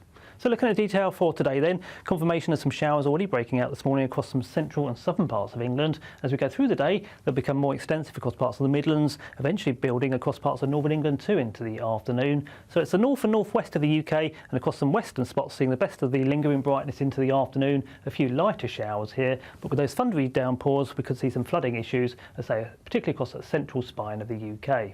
Temperatures peaking in the southeast at 27 Celsius and a very humid feel to the day here. So to end the day, across the north and northwest of the UK, we'll hold on to some sunshine towards the northwest of Scotland. A few showers starting to push up from the south into central, southern and eastern parts of Scotland there. 1 or 2 showers also across Northern Ireland, although the bulk of the end of the afternoon here set fair. Heading further south, more in the way of cloud generally across England and Wales. Again, there'll still be some heavy, even thundery showers in places, particularly across the Midlands up into northern parts of England, with perhaps the far south and southeast starting to see those showers easing. Heading through the evening then into the overnight period, those showers continue their journey northwards into parts of eastern Scotland into the early hours of Monday. Meanwhile, a band of more general rain working in across some western and southwestern parts with the clearest skies there in the central spine of the UK. A very muggy night to come across the UK on Sunday night. Temperatures no lower than the low to mid-teens, even upper teens across the south and southeast of the UK. Monday looks a very unsettled day, unfortunately, across the whole of the UK. Low pressure in charge, giving the showers or longer spells of rain. Still some thunderstorms in places towards the far northeast for a time, and fresher air moving in across Northern Ireland later. Temperatures here up to 18 Celsius, nearer 22 or 23 Celsius down towards the southeast in the afternoon. 23 there in London is 73 in Fahrenheit, and I say close to the seasonal average. That's pretty much it for me. See you soon. Looks like things are heating up. Boxed Boilers, sponsors of weather on GB News.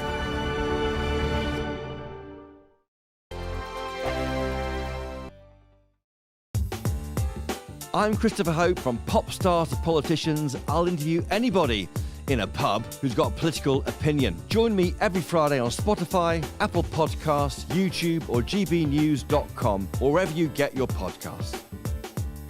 This is GB News, the People's Channel. If you want your news to be straight talking... This is a nightmare for the Conservatives again. Down to earth. It's not just Nottingham where this is happening, is it? And most importantly, honest. Hard-working, middle-class taxpayers, they'll get the book thrown at them. Then catch me, Martin Daubney, Monday to Friday, 3 till 6 p.m. on GB News, Britain's news channel. Every Saturday, 10 till 12, we'll bring you all of the news that you need to know. We'll also remind you that there is so much to smile about. It's my favourite time of the week. I get to relax, enjoy some light-hearted stories, and let Ellie teach me about fashion too. That's Saturday Morning Live, every Saturday, 10 till 12. Only on GB News, Britain's news channel. Welcome to State of the Nation, daily plunge into the stories shaping our country. I'm Jacob Rees-Mogg, and Monday to Thursday we bring you the insights, the facts, the truth about how our country is being governed. Because what happens in Downing Street matters down your street. Tune in to State of the Nation every Monday to Thursday, 8 to 9 o'clock. Only on GB News, the People's Channel, Britain's news channel. I'm Christopher Hope. And I'm Gloria Di Piero, bringing you PMQ's live here on GB News. Whenever Parliament is in session on a Wednesday at midday, we'll bring you live coverage of Prime Minister's questions. We'll be asking our viewers and listeners to submit the questions that they would like to put to the Prime Minister, and we'll put that to our panel of top politicians in our Westminster studio. That's PMQ's live here on GB News, Britain's news channel.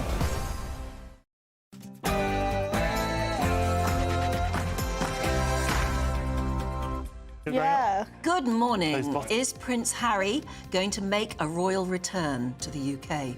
The Daily Mail reports exclusively that the Duke has asked former aides and friends to help plot a way back. And that major move is being branded already as Operation Bring Harry In From the Cold. The Education Secretary hits out at a school absence epidemic as millions of pupils are due to return to school tomorrow. The government has vowed to increase fines on those who are offending. And it all comes as the teaching unions have apparently called for times tables to be stripped back, as well as grammar exams, in order to curb student anxiety.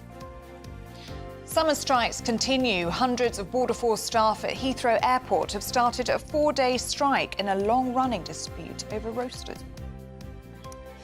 Double tragedy at Hill Carnival because 2 of the people who were stabbed there have now died after that terrible attack in separate incidents over the bank holiday weekend. And is it time to ban X, formerly known as Twitter? Brazil has banned the platform after failing to meet a deadline set by a Supreme Court judge. We'll be debating that later. Good morning. It was a sensational Saturday for Team GB's Paralympians at Paris 2024, including 3 golds in a 40-minute spell in the pool. In tennis, Jack Draper moves into the 4th round of the US Open, and tributes are paid to the former Leeds United captain Sol Bamba, who's died at the age of 39. Hello, good morning. We'll see some very warm sunshine in places today, particularly towards the southeast of England, but a scattering of showers are likely in places too, which could turn heavy and thundery, giving some flooding problems in places. I'll have all the details later. It's just gone 1 minute past 7. I'm Ellie Costello. And I'm Anne Diamond, and this is GB News Breakfast.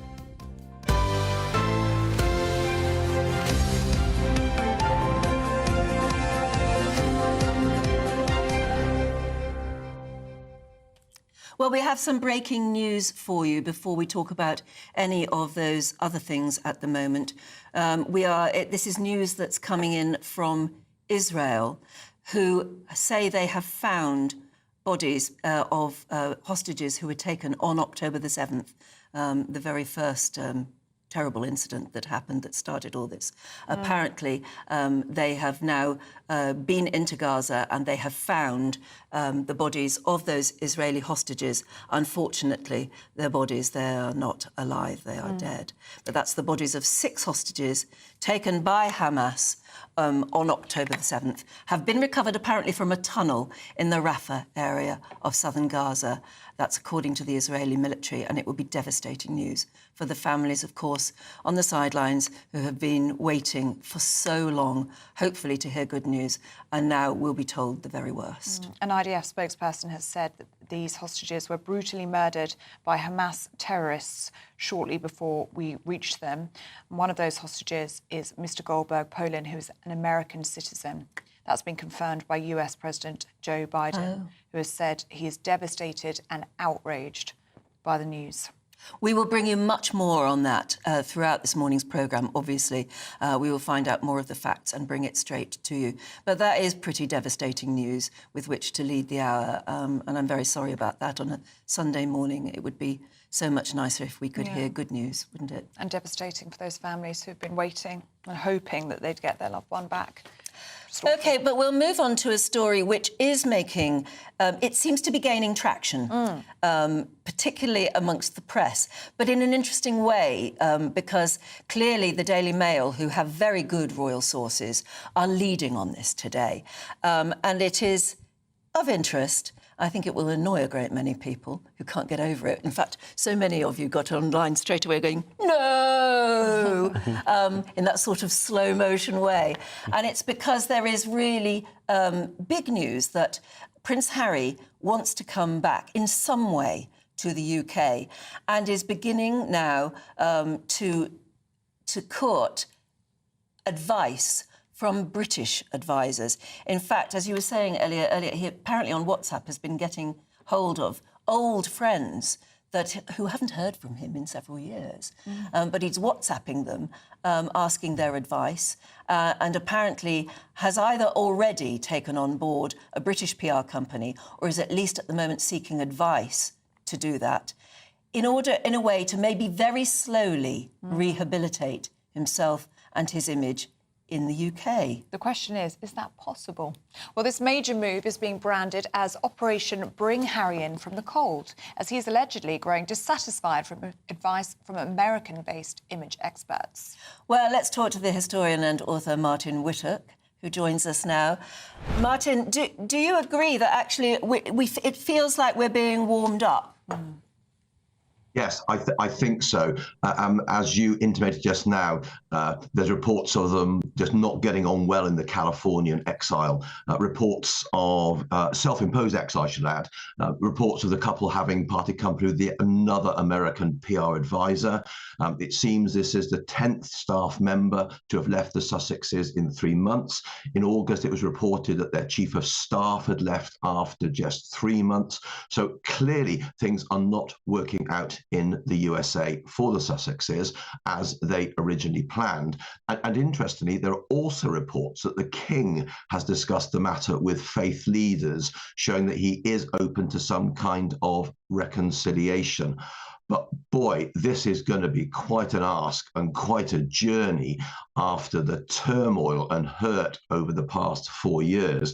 And it's difficult to see exactly what the plan would be, although there's talk of low-key royal duties, starting from maybe some very, very non-public facing things, but basically a steep mountain to climb to win hearts and minds back of the public, let alone within the royal family.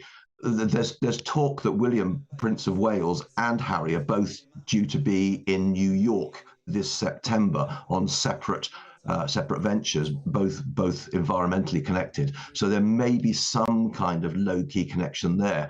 But this is going to be an extremely long journey back after all the Sussexes have said and done over the last 4 years. Not an easy ask to come in from the cold in this particular case, I'm afraid. Is reconciliation possible, do you think, Martin, not only with his father, not only with his brother, but also with the British public? Because looking at our views today, lots of people emailing in just saying it's too little too late. He's made his bed now and he's got to lie in it. I think you've identified 3 main areas there, and they are crucial. Addressing them one at a time, I think it would be possible to seek reconciliation with his father. It's clear that King Charles is deeply distressed, understandably, by this rift within the family. I could see reconciliation taking place there, if slowly. It's harder to envisage it happening with William, Prince of Wales, obviously I mustn't speak for him, because the wounds there have gone very, very deep, and the kind of things that Harry has claimed there will clearly have wounded his brother greatly. With regard to the British public, well, that really is going to be, in some ways, the hardest ask of all, because from the enthusiasm which accompanied, in many quarters, the marriage of Harry and Meghan, what seemed like light years ago, don't they, such a long time ago, the fall in popularity, because of the actions of the Sussexes, I think more than any other factor, has been quite precipitous. And I think the idea of building that trust with the British public again is going to take a very, very, very long time indeed, if in fact those burnt bridges can be rebuilt. So the King, I think, yes, that's possible. I think it's going to be very difficult with William, but boy, it's going to be a very long journey with the British public, and it's going to take quite a lot of contrition, I think, on behalf of the Sussexes. I don't think it's just a question of coming back to low-scale duties and then slowly building them up again. I think people will be looking for some acceptance of responsibility on their part for the state that they've come to. But faith leaders will no doubt have told the King that reconciliation is to be sought if possible, and I would agree with that if it's possible, but boy, what a journey. Yes, but you have to sort of conclude that maybe anything's possible when you look at the journey of Camilla, who is now Queen.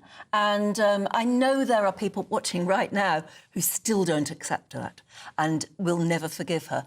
But you probably have to accept that the majority of people do and have forgiven her. Mind you, she's never said a word, unlike Harry. But maybe Harry has begun to recognise that this will be a long, slow process, and he might as well start it now, because it may take over a decade.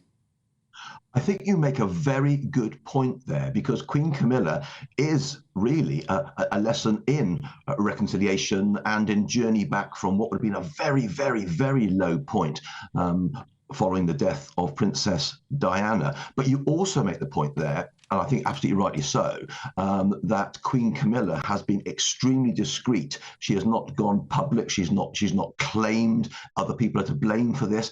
And obviously Harry has been very vociferous, as has Meghan, which is why I think there will need to be at some stage in this journey, and I stress a long journey if it's to happen at all, some significant degree of contrition from the Sussexes. Basically, in spiritual terms, repentance comes before restoration, and I think we must not forget that R, repentance, as well as the other R, restoration. I just can't see how it's going to happen, because I can understand Harry coming back, because I think, bottom line, don't we still have some sort of love for him? But I can't see Meghan ever saying sorry, can you? And that, I think you're absolutely right, because basically there are a number of what you might call walls that have been constructed on this road to recovery. And that will be, in many ways, the highest wall of all, and probably the most difficult one for the Sussexes to surmount. Yes, that's rather difficult to imagine, isn't it? But I think unless that kind of thing happens, this is not going to work at all. Gosh. OK, Martin Whittock, good to see you this morning. Thank you very much for your thoughts on that one. Lots of you getting in touch on this. Ruby says, I feel really sorry for William. If Charles is putting out all the stops for William after all that he's done, he must feel quite betrayed by him as well as Harry. H and M have both behaved appallingly to both their families and to the British people. And to want to come back just because the grass isn't greener isn't genuine remorse to me. Yeah, but as a parent, your heart bleeds for Charles, doesn't it? But to have two sons who won't speak to each other, one son who said some unspeakably unkind things about the royal family, it's been a terrible, terrible chapter in Harry's life. And interestingly, if Harry can close the book, and he is not given the paperback version of Spare, he has not given them any more material. But has too much been said now? Well, doesn't time heal? I don't know. I just feel so sorry for the King, because it must be so terrible to feel so split about it, particularly if if William's digging his heels in and saying, no, I will never forgive. Well, I was reading this morning a report that Prince William, planning his coronation, because obviously you do so far ahead, currently Prince Harry wouldn't be invited, reportedly. So that's how bad things are between the brothers, that he wouldn't even be invited to his own brother's coronation. Can he come back? Would his brother accept him? Would the King accept him? Would you accept him? Let us know what you think. gbnews.com/USA. Time heals, doesn't it? I mean, look what's happened to the Gallagher brothers, for heaven's sake. Oh, yeah, well, if that's possible, perhaps anything is. And that's interesting as well. There's lots of gossip in today's newspapers that one of them's girlfriend or wife? Liam Gallagher's girlfriend, right. Yeah. Has been the peace broker in this, and an awful lot of the responsibility now of whether it really is going to happen and whether it's going to work, she feels is weighing very heavily on her shoulders. Yeah, there's some great headlines out this morning. Debbie Gwyther is her name. She's been with Liam for 10 years. She's also his manager. Apparently, she's orchestrated this whole Oasis reunion with his brother Noel using, and this is a direct quote from the Daily Mail, peacekeeping skills worthy of the UN. Well, if she's any good, we should get them onto the royal family. Yeah. Get her onto them. Maybe you can do that next, Debbie. OK. let's put flippancy to one side slightly, 14 minutes past 7, and talk about the Education Secretary, Bridget Phillipson, because she has issued a warning to parents who let their children regularly skip school, saying that they are significantly impacting their child's future earnings in what Labour calls an absence epidemic. Well, that's as unions demand that grammar exams and times tables tests be stripped back to stop pupils getting anxiety. And of course, Parliament returns tomorrow, which should make some quite interesting debating. Political commentator John Oxley joins us now. Very good morning to you. This is going to be a great ding-dong in Prime Minister's questions, I would guarantee almost, because Rishi Sunak has always spoken about how important education is, and mathematics particularly, and it would appear that this Education Secretary is saying, hold on, let's listen to the unions. Yes, I think we're probably going to, come back to Parliament. A bit of the shock of the election is over. People are ready to get back into the normal swing of things. And this is something that Rishi Sunak cares a lot about. He made one of the main things about his prime ministership was about getting people to study maths all the way through school. The power of education is something important. And it's something the Conservatives feel that they do have a good record in, having improved Britain's attainment on international scales through the course of their time in charge. So I think they will be gearing up to have a good go at the Labour Party for what seems like a fairly weak position, or being the potential to be dragged towards a fairly weak position in terms of what actually goes on in schools. Do you think the Labour government are going to listen to the unions on this one? Because it's being criticised, isn't it, by former Conservatives, Nick Gibb, the former schools minister, saying that it actually prepares children for more sophisticated mathematics. It's a really good foundation. And he also makes the point, doesn't he, about two-tier education, that you get children in advantaged homes who've got parents who've perhaps got the time to sit down and go through times tables and grammar with them, and those from disadvantaged backgrounds where then they're missing out if they're not also learning it at school. Yes, absolutely. And really, if you care about equality, one of the things you should really be caring about is the standards of schools, because that's where children from backgrounds where, for whatever reason, whether it's work commitments, whether it's not necessarily having great education levels at home, people who don't get that education at home, school is where they catch up. And tests and examinations are where you see where the problems are. You see which children are lagging behind, who needs the extra help, and how they are progressing. So I think this is one of those ideas that is possibly popular in education circles. I'm not sure how well it will really flow through to political circles. And, it's going to be interesting over the next few days, few hours, if the Labour Party say anything to embrace this, if they distance themselves, because what they're really talking about in terms of education at the moment is this big issue that we have seen of absences. And that's becoming a persistent problem, again, particularly for children from less advantaged backgrounds. It is interesting, isn't it, to watch this Labour government at the moment, because, they came into power at a time when Parliament was in recess, and Parliament's back this week. One wonders if there are various announcements are going to come up against an awful lot more criticism. Yes, the sort of over the summer, Labour have had a chance to sort of get used to being in power. Obviously, with the issues like the riots, it's not been the easiest few weeks to be settling in. But what we're going to see is the first real signs of how they're going to use parliamentary time, what laws they're going to want to start getting passed. And these are the things that, if they come in now, will start to have a real effect in a couple of years. We'll see them take effect by the next election. And that means getting into the detail of policy, which we know Labour's been reluctant to do through the election period. But also, one of the things is it's not just criticism from the opposition. As they've got a lot of new MPs, they will start to get to know each other. Their cliques will form. And, one of the things that we will start to see is perhaps a bit more internal opposition in the Labour Party, because people have got a bit more used to Westminster. They're confident in being MPs now. They've got their little groupings, whether it's big ideological groups or whether it's on specific issues. And we might see, some challenges from the Labour backbenches about some of the policies that come forward as well. Looking forward to Parliament being back in business this coming week. Thank you. And will be very interesting to see Rishi Sunak as leader of the opposition. Very difficult one for him, isn't it? Because, he's leader of the opposition now, but not for long. Do you know what, though? I applaud that, because it would have been very easy for him just to scuttle off to California, to walk away after that devastating result in the election for the Tories. But he's stayed, doesn't he, to face the music? Yeah. And it'll be interesting to see him in the House of Commons. It will be very interesting PMQs.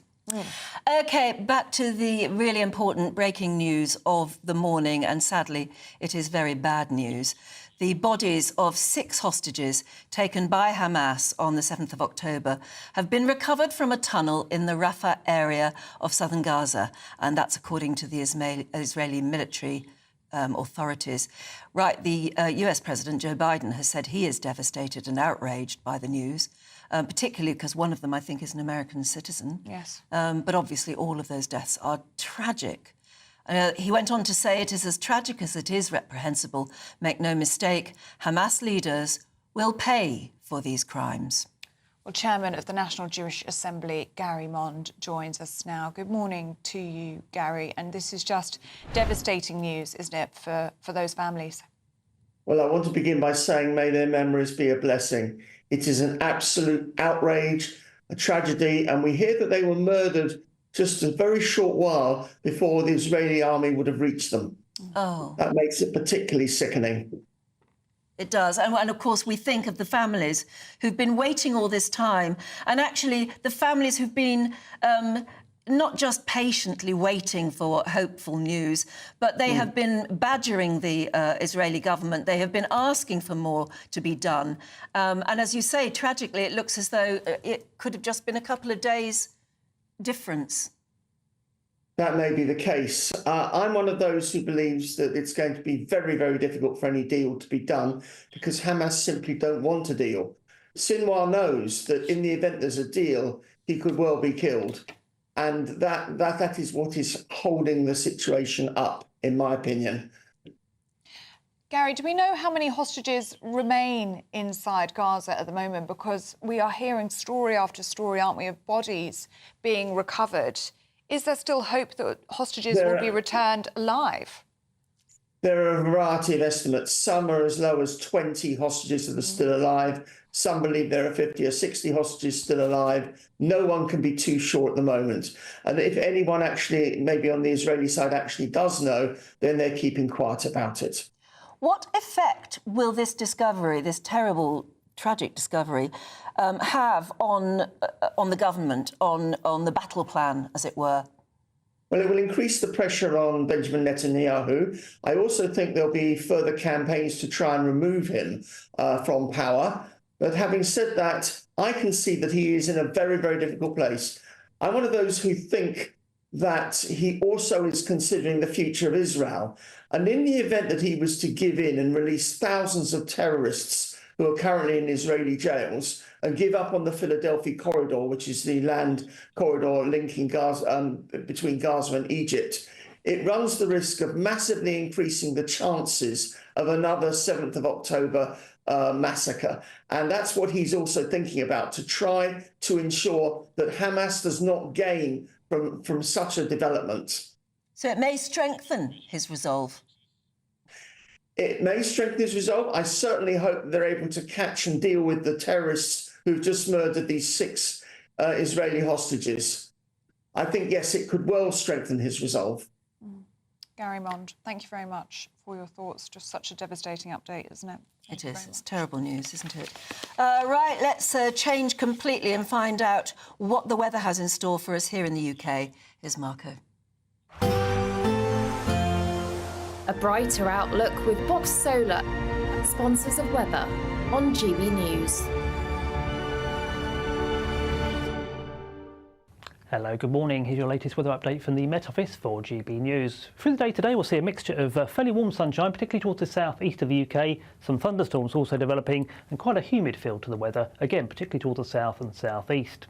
So looking at detail for today then, confirmation of some showers already breaking out this morning across some central and southern parts of England. As we go through the day, they'll become more extensive across parts of the Midlands, eventually building across parts of northern England too into the afternoon. So it's the north and northwest of the UK and across some western spots seeing the best of the lingering brightness into the afternoon. A few lighter showers here, but with those thundery downpours we could see some flooding issues, as I say, particularly across the central spine of the UK. Temperatures peaking in the southeast at 27 Celsius and a very humid feel to the day here. So to end the day across the north and northwest of the UK, we'll hold on to some sunshine towards the northwest of Scotland. A few showers starting to push up from the south into central, southern and eastern parts of Scotland there.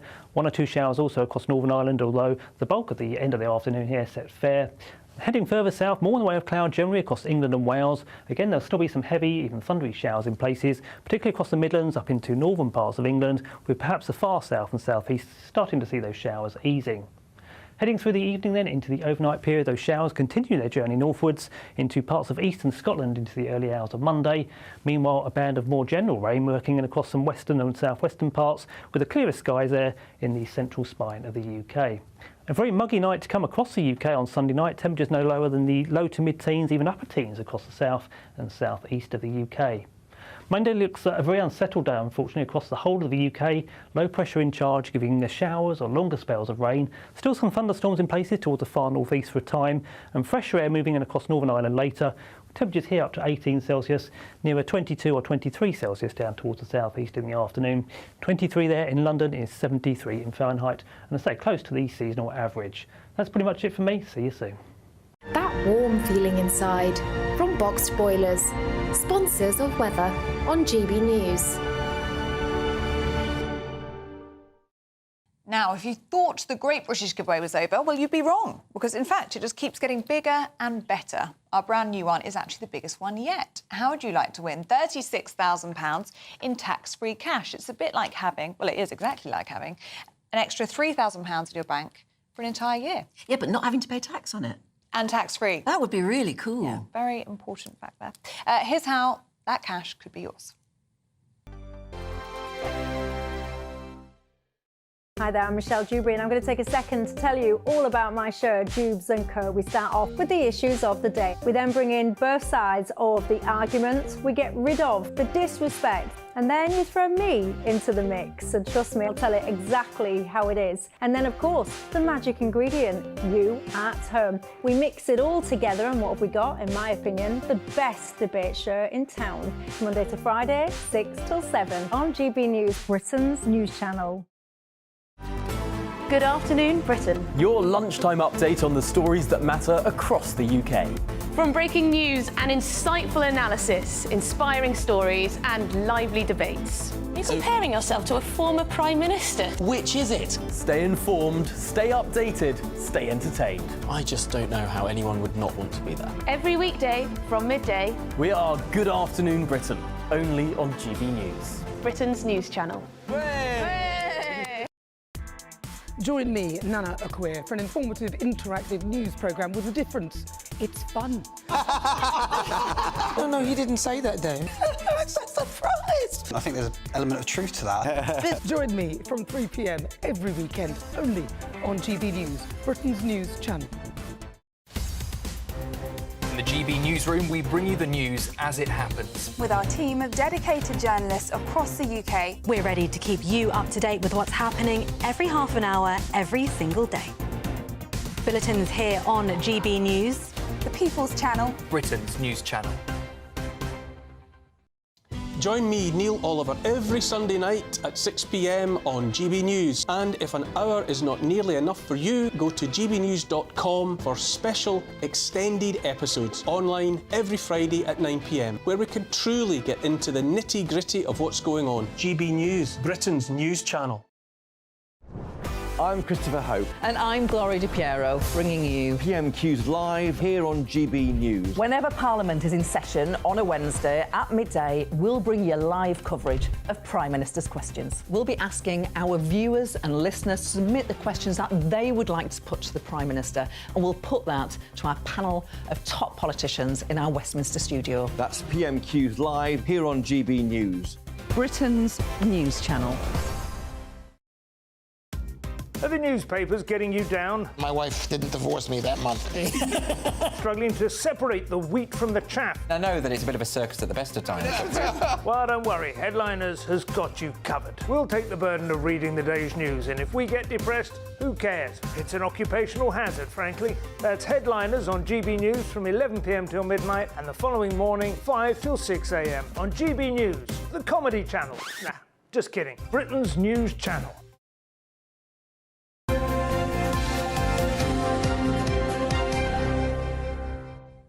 Welcome back. You're watching and listening to Breakfast with Ellie and Anne.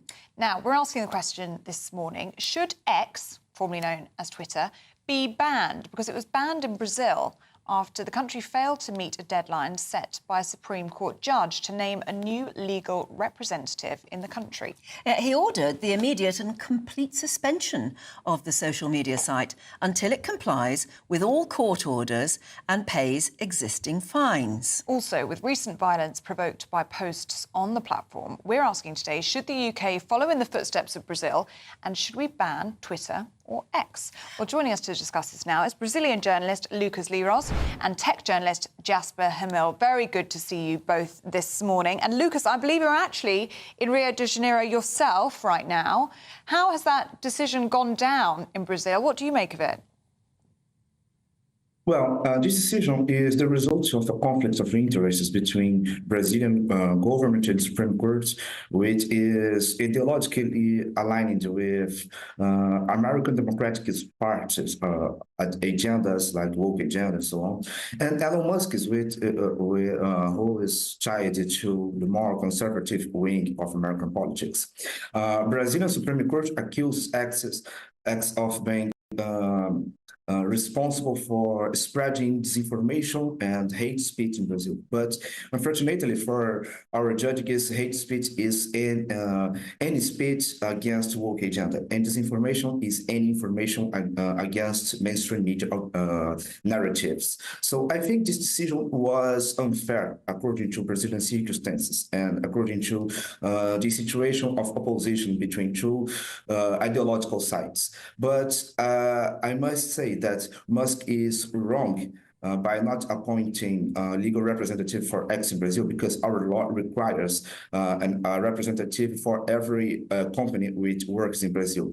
But at the same time, there is a lot of companies in Brazil working without any representatives. X was the target of our court because it has some ideological issues involved. Can I just ask a sort of very basic question, I suppose? Because given that you hear more and more, at least anecdotally from people, that they're using X less and less, does it really matter that it's banned in Brazil? Lucas? Yes, because X is a kind of political platform. It is the platform where political sites publish content for users who are interested more in... Oh, I think we've lost you. Let's pick up... media content all right. than meta platforms. OK, we lost you a bit there. Let's move it on then to Jasper.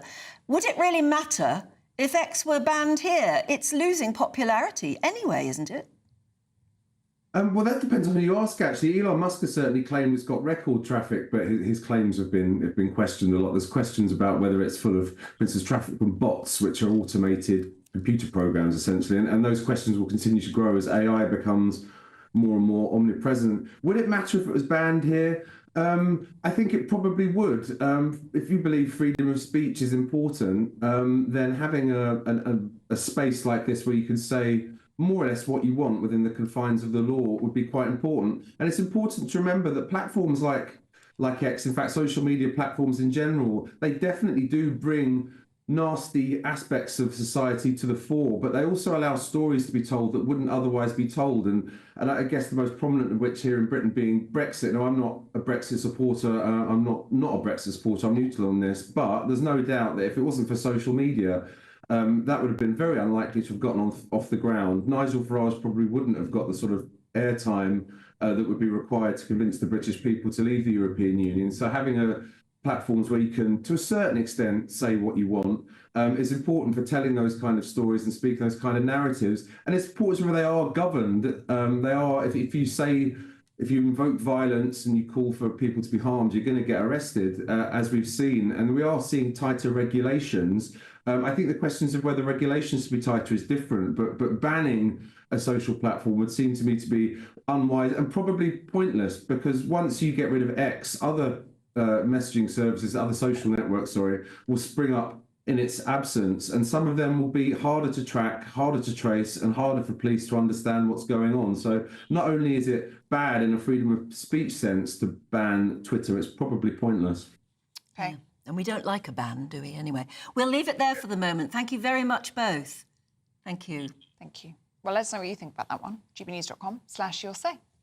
Aidan will be here with the sport in just a few minutes.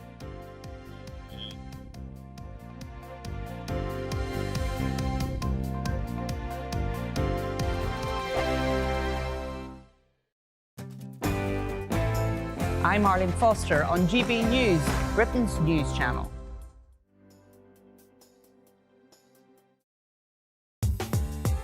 I'm Christopher Hope. From pop stars to politicians, I'll interview anybody in a pub who's got a political opinion. Join me every Friday on Spotify, Apple Podcasts, YouTube or gbnews.com, or wherever you get your podcasts. This is GB News, the People's Channel. Hi there, I'm Michelle Dewberry, and I'm going to take a second to tell you all about my show, Jubes & Co. We start off with the issues of the day. We then bring in both sides of the argument. We get rid of the disrespect, and then you throw me into the mix. And trust me, I'll tell it exactly how it is. And then, of course, the magic ingredient, you at home. We mix it all together, and what have we got? In my opinion, the best debate show in town. Monday to Friday, 6 till 7 on GB News, Britain's news channel. Join me, Camilla Tominey, for a frank and honest discussion with those in power that cuts through the spin and gets to the heart of the issues shaping our nation. You haven't confirmed that you want to stand as leader, but you haven't ruled it out either. This report basically says that he's not fit to stand trial. Is he indecisive? Incompetent? I deliver the dose of reality Westminster needs. That's the Camilla Tominey Show at 9:30 every Sunday on GB News, the People's Channel, Britain's news channel. I'm Christopher Hope. And I'm Gloria Di Piero, bringing you PMQ's live here on GB News. Whenever Parliament is in session on a Wednesday at midday, we'll bring you live coverage of Prime Minister's questions. We'll be asking our viewers and listeners to submit the questions that they would like to put to the Prime Minister, and we'll put that to our panel of top politicians in our Westminster studio. That's PMQ's live here on GB News, Britain's news channel. Join me, Nana Akwe, for an informative, interactive news programme with a difference. It's fun. No, he didn't say that, Dave. I'm so surprised. I think there's an element of truth to that. Join me from 3 p.m. every weekend, only on GB News, Britain's news channel. Welcome to State of the Nation, daily plunge into the stories shaping our country. I'm Jacob Rees-Mogg, and Monday to Thursday we bring you the insights, the facts, the truth about how our country is being governed. Because what happens in Downing Street matters down your street. Tune in to State of the Nation every Monday to Thursday, 8 to 9 o'clock. Only on GB News, the People's Channel, Britain's news channel. I'm Michael Portillo. This is GB News, the People's Channel, Britain's news channel.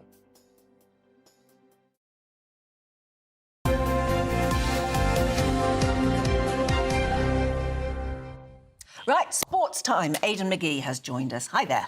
Good to see you again. Yes, I want to start with Paralympics. Oh, without doubt. Yeah. Without doubt. I mean, the 40-minute Sensational flurry. Saturday. We've decided that we've christened it that, haven't we? Yes. Because we don't really copy, and this deserves to be isolated. No, we can call it Super. I just heard somebody in the gallery saying that it's called Super Saturday, but it doesn't matter. It's just what we call it. It's just not. What I feel proud of is that I think that we, and you've said China as well, but we've particularly been at the forefront of making the Paralympics as important as the Olympics and as brilliant. And we did it in 2012. Yes. And nobody else had ever done it quite like what we did in 2012. It's interesting, actually. Tanni Gray-Thompson has celebrated a hugely successful Paralympian herself, said just last week she doesn't want London 2012 to be remembered as the best Paralympics ever. She said there's so much room for improvement. Well, yes. And she said that we should always be striving to raise the bar. And I think that's certainly happening in the first few days here. 2 gold medals on day 1, 4 on day 2, another 5 yesterday on sensational Saturday, as we've all agreed. Well, university now it's going to be called. I'm going to take you through some of the golds in the pool. We've been hugely successful in the pool. But sorry, just to say, I know one more thing. It's just that the legacy of 2012, when 2012 finished, yes. and we all went, it's all over. And everybody said, no, but the legacy is important. It's the youngsters watching now who will be Paralympians in 2 or 3 Olympics time. Well, that's what we're seeing now. Yes, I would argue that the Paralympics in 2012 was the main legacy of that Games, because participation in the main Olympics wasn't as good as we would have hoped. And I think the Paralympics now, when we look back, as I say, Tanni Grey-Thompson wants to see more improvement. We're seeing that now. And you're seeing it yesterday, 40-minute spell yesterday, 3 golds in the pool, as I mentioned. We're going to see the medal table now, actually, so in terms of where it leaves us. Oh, we're doing great. Fantastic, yeah. Second, they're behind China. As I say, China will enter more athletes, so they're probably going to finish top. And, as I've mentioned once or twice, they take it very seriously as well. But 11 golds, the golds are what makes the difference. It's not so much the medal total. If you see 25 there, but 11 have been golds, as I say, 2 on day 1, 4 on day 2. 5 yesterday. Stephen Clegg, I mentioned him, 100-metre backstroke. He'd won bronze in Tokyo. He set a world record yesterday. William Ellard, 200 metres freestyle, just 18 years old, Ellie, and he set another world record as well, 151 and 3. And Alice Tai, she recorded another gold in the 100-metre backstroke, and absolutely outstanding there. Also for the taekwondo as well. We've got 2 gold medals there, as well as a flurry of others. So 25 medals in total, 11 golds. Absolutely outstanding. And more to come. There'll be more to come, there's no question about it. We're very good. Did one of you predict a total? Yes, I said 150. 150? Wow, did you? I'm putting it out there. Probably on course for that. Really? I think we are. Fantastic. You've got to manifest. We're very sporty as a nation, aren't we? I think I would argue that we are by far and away the best sporting nation in the world, because... And we're so tiny. Well, no, it's not. We're actually not in terms of population. But what I would say is that there are very few elite sports that Britain doesn't or hasn't competed in. In my lifetime, we've had a 100-metre... Sorry, say again? American football. Well, yeah, but they only really play that in America. That's the thing. That's the whole joke. They call it the World Series. Yes, that's right. Nobody else plays it. I know, exactly. So they invented that one for themselves. But you think about it, all right, football, you could say that they haven't crossed the line in World Cups or Euros, but we have won the World Cup in '66, and we still compete at a high level. We're getting to finals. In my lifetime, we've had an Olympic 100-metre gold medalist in Olympic Christie in '92. We've had a Wimbledon champion in the men's in Andy Murray. We've had a Grand Slam champion, Emma Raducanu. You could say, where are the Spanish boxers? Where are the German boxers? We've competed very well there. We compete very well in golf. We compete very well in tennis, which I'm going to come to in just a moment. Oh, wow. Well, let's take us there now. Yeah. Well, why not? Yeah, why not? That's what a segue. Jack Draper's through. Yeah, he is the world #1. Who would have thought that... I mean, Dan Evans has gone out just a few hours ago, but who would have thought that we'd have a male survivor in the men's side of the draw at the US Open with Alcaraz and Djokovic both out? It's beginning to open up there. Hugely impressive. Straight sets as well. Oh, is it? It was, yeah, it was. And so, I don't know, if you're looking at that, it's natural as a tennis player, Ellie, or indeed any sport where you have a draw, to look ahead and start planning. It can be a bit foolhardy at times, but when it opens up, then, who knows what could happen. He's into the second week now, hugely impressive, 6-3, 6-4, 6-2, over the guy who beat Alcaraz. I still haven't learned to pronounce his name, Botic van der Zandschulp, I think. Yeah. Aidan, we've got an issue with your mic. Have we? To leave it there, I'm afraid. Oh, never mind. It's our excuse to shut you up. Sorry about that. Thank you very much. OK, Aidan's off to get a new mic, see if that makes a difference. Still to come, we're going to be going through the papers.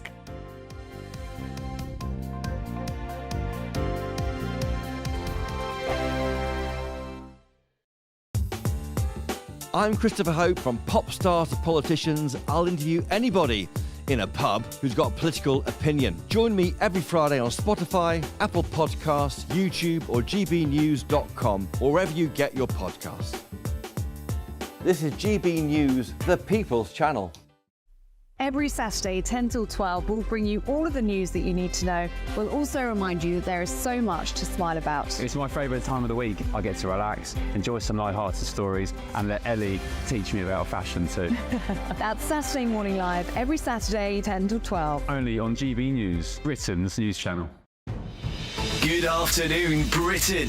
Weekdays from midday.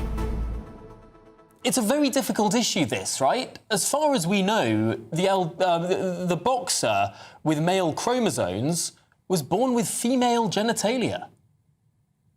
Yeah, I mean, it's actually quite simple. You know, sex in humans is binary and immutable because we are mammals. And there is a minority of people who have disorders of sexual development, and that can affect a person's reproductive organs. But these people are male or female. And yesterday, what we witnessed was basically just glorified male violence against women and girls. The difference is, I mean, that happens every day all over the world. And the difference is that in every other circumstance, we consider beating up women to be wrong, but it was deemed acceptable by those at the IOC because they're claiming that it's sport, but it's not. It's violence and it's wrong. Peter, Lottie's right, isn't she, that we've been talking a lot recently about violence against women and girls, and regardless of whether this person is intersex or transgender, they have male chromosomes. That means they have a very, very distinct biological advantage that could actually be fatal to a female athlete competing against them. Well, of course, sport does need to be fair, and we do need to examine this case very thoroughly. There are reports that the boxer, Iman Khalif, was born a biological woman. She is not transgender. She is not non-binary. She is not intersex. She may have elevated levels of testosterone, but that's entirely natural. It's beyond her control. It's the way she was born. And that is why the International Olympic Committee has said that she falls within the rules. GB News, the People's Channel. Join me, Neil Oliver, every Sunday night at 6 p.m. on GB News. And if an hour is not nearly enough for you, go to gbnews.com for special extended episodes online every Friday at 9 p.m, where we can truly get into the nitty-gritty of what's going on. GB News, Britain's news channel.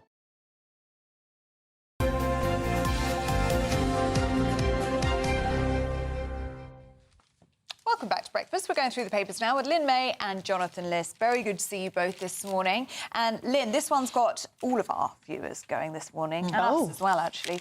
This is the unions, teaching unions, telling Bridget Phillipson that we need to stop testing children on times tables. It's making children too anxious. I just think this is, we're heading towards, I hate to say it, but a snowflake group of children. At the end of the day, when you look at exams, when you go off to school and college and university, it's on memory, and I think it's good for them to, not to be ardent about it, but to get them in the habit of memorising things which could help them in the future. So I think with this whole, you know, oh, let's stop testing children, where does it stop? What are we going to see next? Oh, let's do away with the textbooks. Oh, let's just, you know, yes, it's important children have a balanced life in terms of having enough play, but there's nothing wrong with a bit of times table, is there, surely? Yeah, no, I agree with a lot of what you just said. I think that, you know, life is hard and people are going to face testing and competition in their adult lives, and for that reason, children should be exposed to that as well. I also remember being a very anxious child who would sort of have, you know, go into absolute panics about tests at school, even though I was generally quite good at them. So you're who the union's talking about. Well, look, I think that school can be a very anxious time and a very stressful time, and children who might be a little bit different from other children, or a little bit neurodivergent, or whatever it is, might have a very, very tough time. And that's why there needs to, I think that schools should adapt sometimes for those children. And for some children, having regular testing won't necessarily be an appropriate strategy because it will be counterproductive for whatever reason. So I think there needs to be flexibility there. But in general, it's OK to test children. And I think times tables in particular, as I think you were saying earlier, is a really important thing to do because it's the one area of maths that we all use all the time. Debbie Bigbird has been in touch on this one. Morning to you, Debbie, who says, I'm sorry, but if you can't learn your times tables without getting anxiety, you really are in trouble and you won't last 5 minutes in this world. I think it's also about the pressures of life. As you said, let me echo, you know, life is about pressure, being tested in so many different aspects of it. And if we're setting our children up to, you know, flip-flop through life, oh, yeah, I'm panicking, that's not the reality of life. And we need to build them up to be strong, resilient characters. Isn't the problem that sometimes panicking is actually the way of life? We are a nation of warriors. There's so much Well, there's anxiety, nothing so wrong much with a mental bit health. of panic. Yeah, but I think the problem is, actually, we kind of say, well, this isn't setting people up for life, but actually, life is so full of anxiety, and it's something almost that we accept too readily, and there's nothing wrong with trying to make life a bit easier for adults as well. I don't think it can be, though. I think when life comes at you really hard, as the saying goes, children are not going to have that strong upbringing of being able to handle it, because we are now facilitating, oh, let's be careful, they may be a little bit scared, panicky, anxiety. That's not building someone up for life. I tell you what has caused stress to our new Prime Minister. And that's the great big painting of Margaret Thatcher that's been sort of hanging over him in his office. So he's had it removed, Jonathan. I think this is such a silly story. I mean, I'm very honoured to be sitting with someone who actually interviewed Margaret Thatcher as well, because I always enjoy doing my Thatcher impression. And let me say, I was absolutely devastated to be removed from the Prime Minister's office. Far too good at that. It's my Been working on that. It's my party piece. But on a serious note, this is such a silly story because he hasn't chopped it into firewood and burned it. Not yet. And if he had done that, I think that would be a story. It'd be quite. I think a lot of people would actually pay to see that, but that's another issue. It's, according to this story, it's been moved to a first-floor reception room where actually more people might see it. I think the bottom line is that it's his. Obviously, it doesn't belong to him, but for the next 5 years, we assume, it's going to be his home and office, and he does have the right to decide what is hanging in his own private study. Now, obviously, if the National Gallery rehangs paintings as well every now and then, so yes, it's not, you know, because something's on the wall right now, it doesn't mean it has to be on the wall forever. No, I think it's pathetic. I actually think, sorry, I actually think it's quite misogynistic and chauvinistic. Why? Because he's a woman, because she has a different political view to you. Her face is unsettling. You know, whether you like it or not, she changed Britain. Some would say for bad, many would say for good. Again, I work in housing, and many people managed to benefit from social mobility who would have never dreamed to be able to own a house due to her policy of, you know, the right to buy. But why do you think it's because she's a woman, though? I mean, if it was a male Conservative Prime Minister... I'll tell you why. I'm sure there's many politicians hung up around, you know, number 10, House of Parliament. We've never heard him say, be critical of, I don't think that picture should be there. Why is it that a picture, you find it unsettling? I guarantee if there was a picture of Boris Johnson in that study, he'd have removed that as well. Well, apparently on the staircase in Downing Street, it's every Prime Minister... All the Prime Ministers are up the staircase. So why is it her, do you think? Because this is a painting. The photographs, they're photographs, the ones up the staircase. Up the staircase, yeah. But this one was a special... because she was an extraordinary figure in the 20th century. But it was this transcends politics as well, doesn't it? I mean, it was commissioned by Gordon Brown.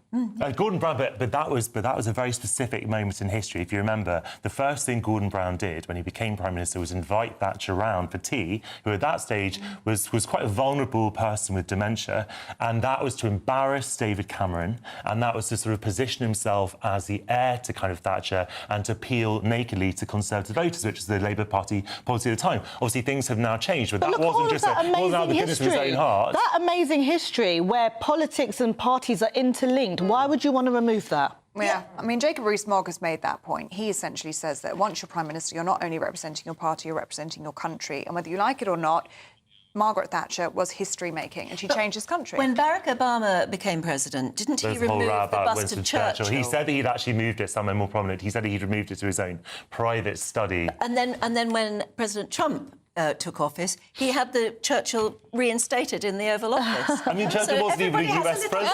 I mean, look, these things are over politicised. He's entitled to have different painting hanging in his study, and it's going to be in a reception room. It's not going to be kept from view. I think it's not a story. And as Margaret Thatcher would say, rejoice. Rejoice. Rejoice at that news. Very good You're at that. very good How at did that, you even Jonathan. find out you were doing that? That's a story for another time. Absolutely. We'll tell that another moment. Thank you, now, Lynn. thank you so much. Thank you, Jonathan. And we'll catch up with the weather right now.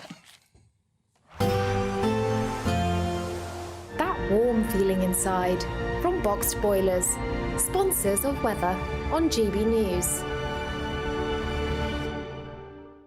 Hello, good morning. Here's your latest weather update from the Met Office for GB News. Through the day today, we'll see a mixture of fairly warm sunshine, particularly towards the south-east of the UK, some thunderstorms also developing, and quite a humid feel to the weather, again, particularly towards the south and south-east. So looking at detail for today then, confirmation of some showers already breaking out this morning across some central and southern parts of England. As we go through the day, they'll become more extensive across parts of the Midlands, eventually building across parts of northern England too into the afternoon. So it's the north and northwest of the UK and across some western spots seeing the best of the lingering brightness into the afternoon. A few lighter showers here, but with those thundery downpours we could see some flooding issues, as I say, particularly across the central spine of the UK. Temperatures peaking in the southeast at 27 Celsius and a very humid feel to the day here. So to end the day across the north and northwest of the UK, we'll hold on to some sunshine towards the northwest of Scotland. A few showers starting to push up from the south into central, southern and eastern parts of Scotland there. 1 or 2 showers also across Northern Ireland, although the bulk of the end of the afternoon here set fair. Heading further south, more in the way of cloud generally across England and Wales. Again, there'll still be some heavy, even thundery showers in places, particularly across the Midlands up into northern parts of England, with perhaps the far south and southeast starting to see those showers easing.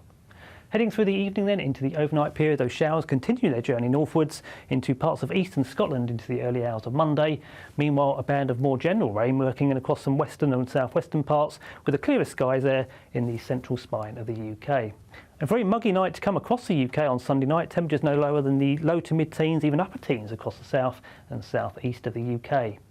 Monday looks a very unsettled day, unfortunately, across the whole of the UK. Low pressure in charge, giving the showers or longer spells of rain. Still some thunderstorms in places towards the far northeast for a time, and fresher air moving in across Northern Ireland later. Temperatures here up to 18 Celsius, nearer 22 or 23 Celsius down towards the southeast in the afternoon. 23 there in London is 73 in Fahrenheit, and I say close to the seasonal average. That's pretty much it for me. See you soon. A brighter outlook with Box Solar, sponsors of weather on GB News.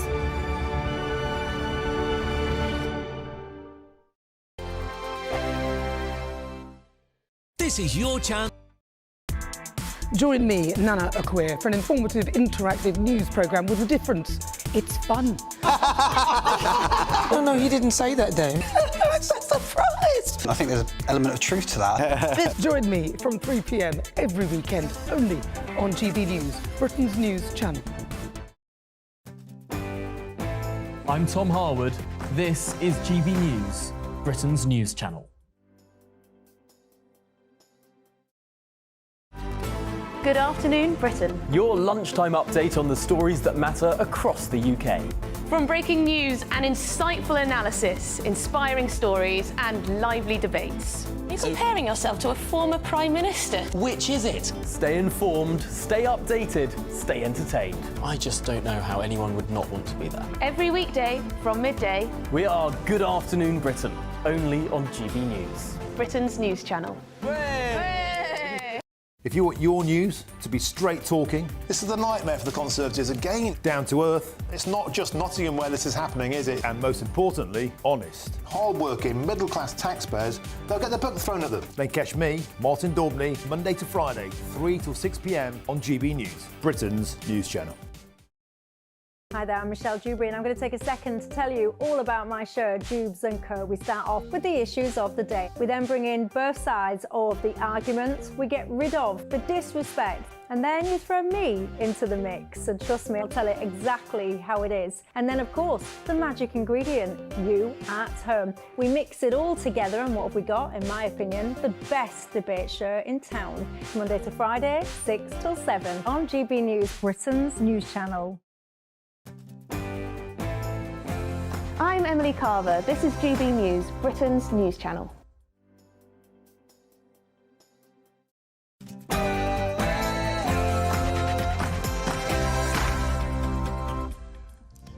Good morning. Breaking news from Israel. 6 bodies of the hostages that were originally taken on October the 7th have been recovered from a tunnel in Gaza. We'll bring you more on that in just a moment.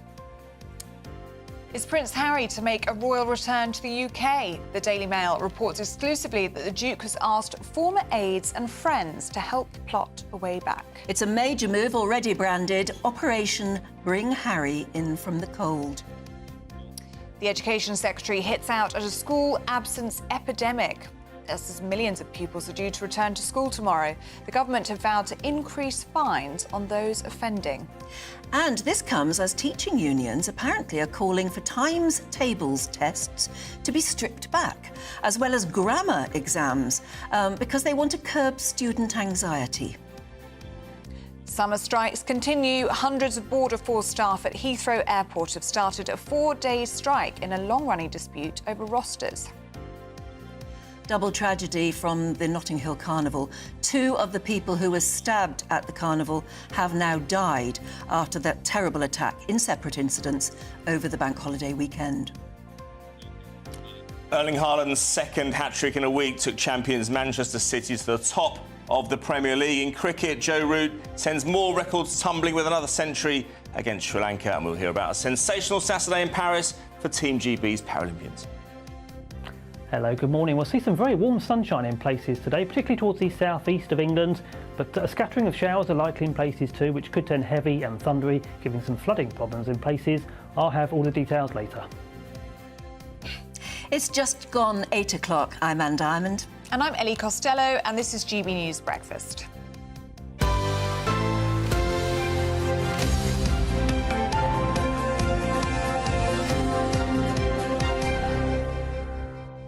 Lots of you talking about Harry and Meghan and this Operation Bring Harry in from the cold. Apparently, reportedly, he has been reaching out to friends, some he hasn't spoken to in 4 years since himself and Meghan went to the United States, to put the feelers out there, really, to see if he could make a comeback to the country. Kay says the majority of the British public appear to have forgiven Charles on committing adultery before and during his marriage to Diana. It must have been so difficult for the boys to accept this and for that woman to become their stepmother. The act of adultery is far worse than the known actions of Harry, says Kay.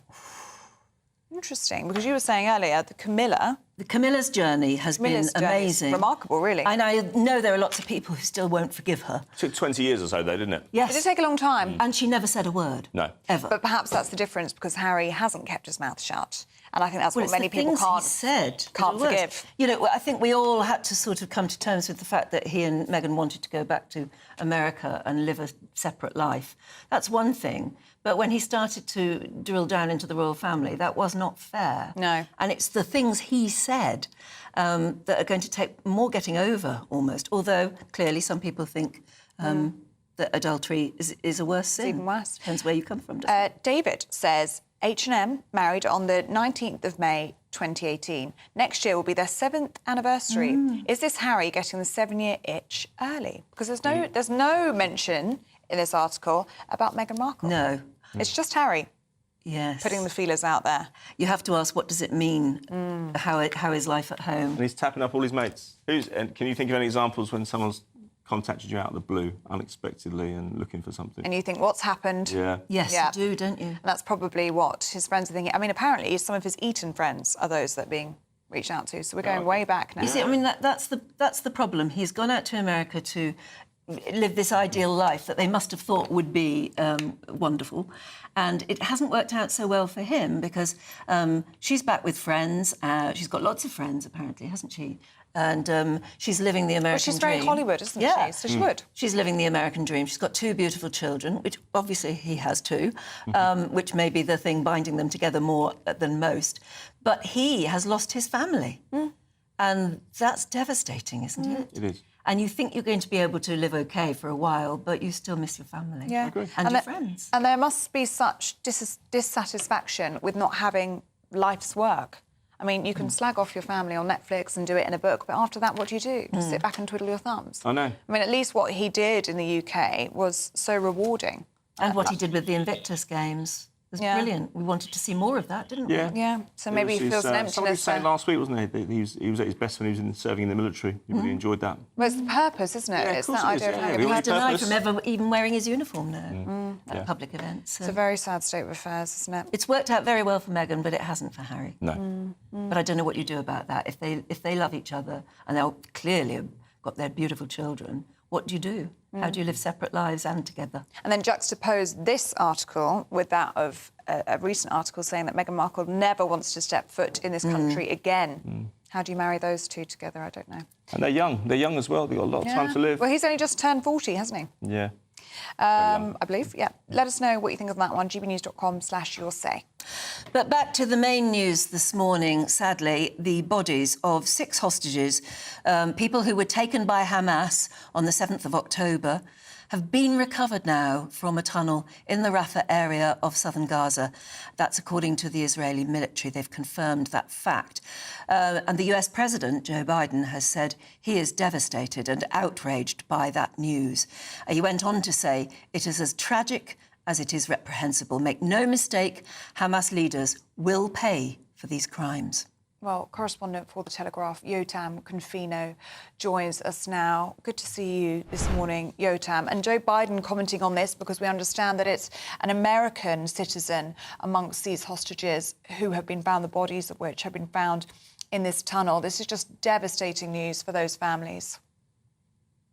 Yes, it is. And that's also why they're issuing a statement today saying they're going to demonstrate all across Israel, starting in Jerusalem, at the same time as the Security Cabinet is set to meet to discuss this horrific story. And the hostages are saying that they're going to try and make the entire country come to a halt through demonstrations. They've had enough. They say that hostages keep being killed in captivity. More hostages are coming out of Gaza dead than alive, and they will simply no longer accept this. And we also hear now opposition lawmakers calling for the public to go out and demonstrate. We hear former high-level security officials saying the same.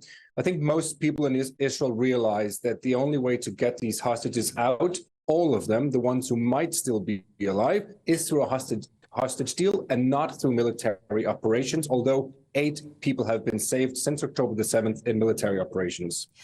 Yes, but there is evidence, I don't know whether it's actually been confirmed yet officially, there is evidence that these 6 hostages had only recently, maybe only in the last couple of days, been murdered. Yeah, that's according to Israeli initial assessments, that they were killed recently and they were left in a tunnel in Rafah. And it tells us a few things. First of all, according to the sources that I speak to, 3 of those hostages were actually on a list set to be released in a future hostage deal between Israel and Hamas. The ceasefire plan that was presented by Joe Biden back in July. So the 3 of them were actually set to be saved, which is horrific news for the families, that because Israel and Hamas cannot agree to the ceasefire, these 3 people were killed. And it also tells us another thing. We've been talking about Rafah a lot, especially prior to Israel's invasion of the city, and whether it was necessary or not for Israel to go in there. This is proof that it was necessary. It's not the first hostages that were found under Rafah in tunnels. Several other hostages have been found, and we believe that many more are kept in this city. And that detail, Yotam, that you're bringing to us, that these families could have been so close to being reunited with their loved ones, I mean, it's going to make it even harder for them to take this news in and to deal with that, knowing that they were so close to being reunited. What do we know about the hostages that remain in Gaza? How many do we think are still alive? So we know that at least 34, if I'm not wrong, they have been confirmed dead. More are also assumed to be dead. We actually don't know how many are alive. But every time we see these hostages coming out killed, it gives us an indication that many of them are probably suffering the same fate. And that's what's stressing for many of these families. They know that time is running out, quite literally. They might not be killed in captivity, but they could be killed in an Israeli airstrike. They could be killed in so many other ways. So every minute counts. And that's why they keep saying that the only way to get them out alive is through a deal. Because if you look at the first deal that was made between Israel and Hamas back in November, more than 100 hostages were released alive. Of course, it came with a price for Israel, but this is the price you pay if you want to get them out alive. But if this strengthens Benjamin Netanyahu's resolve, if it makes him want an even harder line on Hamas, then there is not going to be a deal, is there? There won't be. And of course, it takes two to tango here. I believe Hamas, and I think most rational people in the world believe Hamas is 100% to blame for this situation. But when you're negotiating, there's a second party here, and that is Israel. So if Israel wants to get these hostages out, it needs to compromise. And it needs to compromise on one specific sticking point, which is the buffer zone separating Gaza from Egypt. It's called the Philadelphia Corridor, and it's one of the main sticking points in the ceasefire negotiations. And Netanyahu, along with the Security Cabinet, voted earlier this week that Israel will remain in control of this corridor. And Hamas has kept saying, if you want a ceasefire with us, you need to withdraw all of your forces from all of Gaza. No soldiers having any control whatsoever of Gaza. So if Netanyahu and the cabinet doesn't want to compromise on this, that is de facto saying we're not interested in your ceasefire proposal, which is withdrawing all forces from Gaza. OK, well, it's very sad news this Sunday morning. Thank you very much indeed for joining us, Yotam Confino there, correspondent for The Telegraph. Right, we'll move on to a story which is leading other newspapers this morning, but that was obviously before the serious news hit. And that's about Prince Harry. It's Operation Bring Harry In from the Cold. And it's sort of got an official flavour to it. I wonder what royal correspondent Charles Ray thinks of it. Charles, do you think we're being warmed up for some sort of definite campaign to rehabilitate Harry? I just wish I knew what was going on, to be perfectly honest, because this story, and I have to say the two people who wrote this story are two very, very good journalists, who have got impeccable backgrounds. So there's no dispersions cast upon them. But this story comes up and asks so many questions about all this. Not least of all, Harry was in England last week at a memorial service for his late uncle. He was 10 feet away from William at the very least. And I didn't hear anything at all about him turning around and saying, William, I'm really sorry for everything that I have done and said about you, Catherine, my father, Camilla, nothing. And he does not need a PR or advice from friends. Some friends, as you quite rightly mentioned earlier on, who he has not been in contact with for 4 years. And the reason he hasn't been in contact with them is that Meghan has weaned him away from those people. So if he's talking to these people again, and I suspect it could well be people like his old friend Guy Pelly, or more importantly, people like Mark Dyer, who was an advisor to the boys when they were much younger and guided them through a very difficult period. But, you know, you don't need PR advisors. You don't need advisors. You need to say sorry. How are you going to say sorry to William for everything that you've said about him, his wife, and all sorts of things? He's described his stepmother as dangerous and a villain. How do you get past that?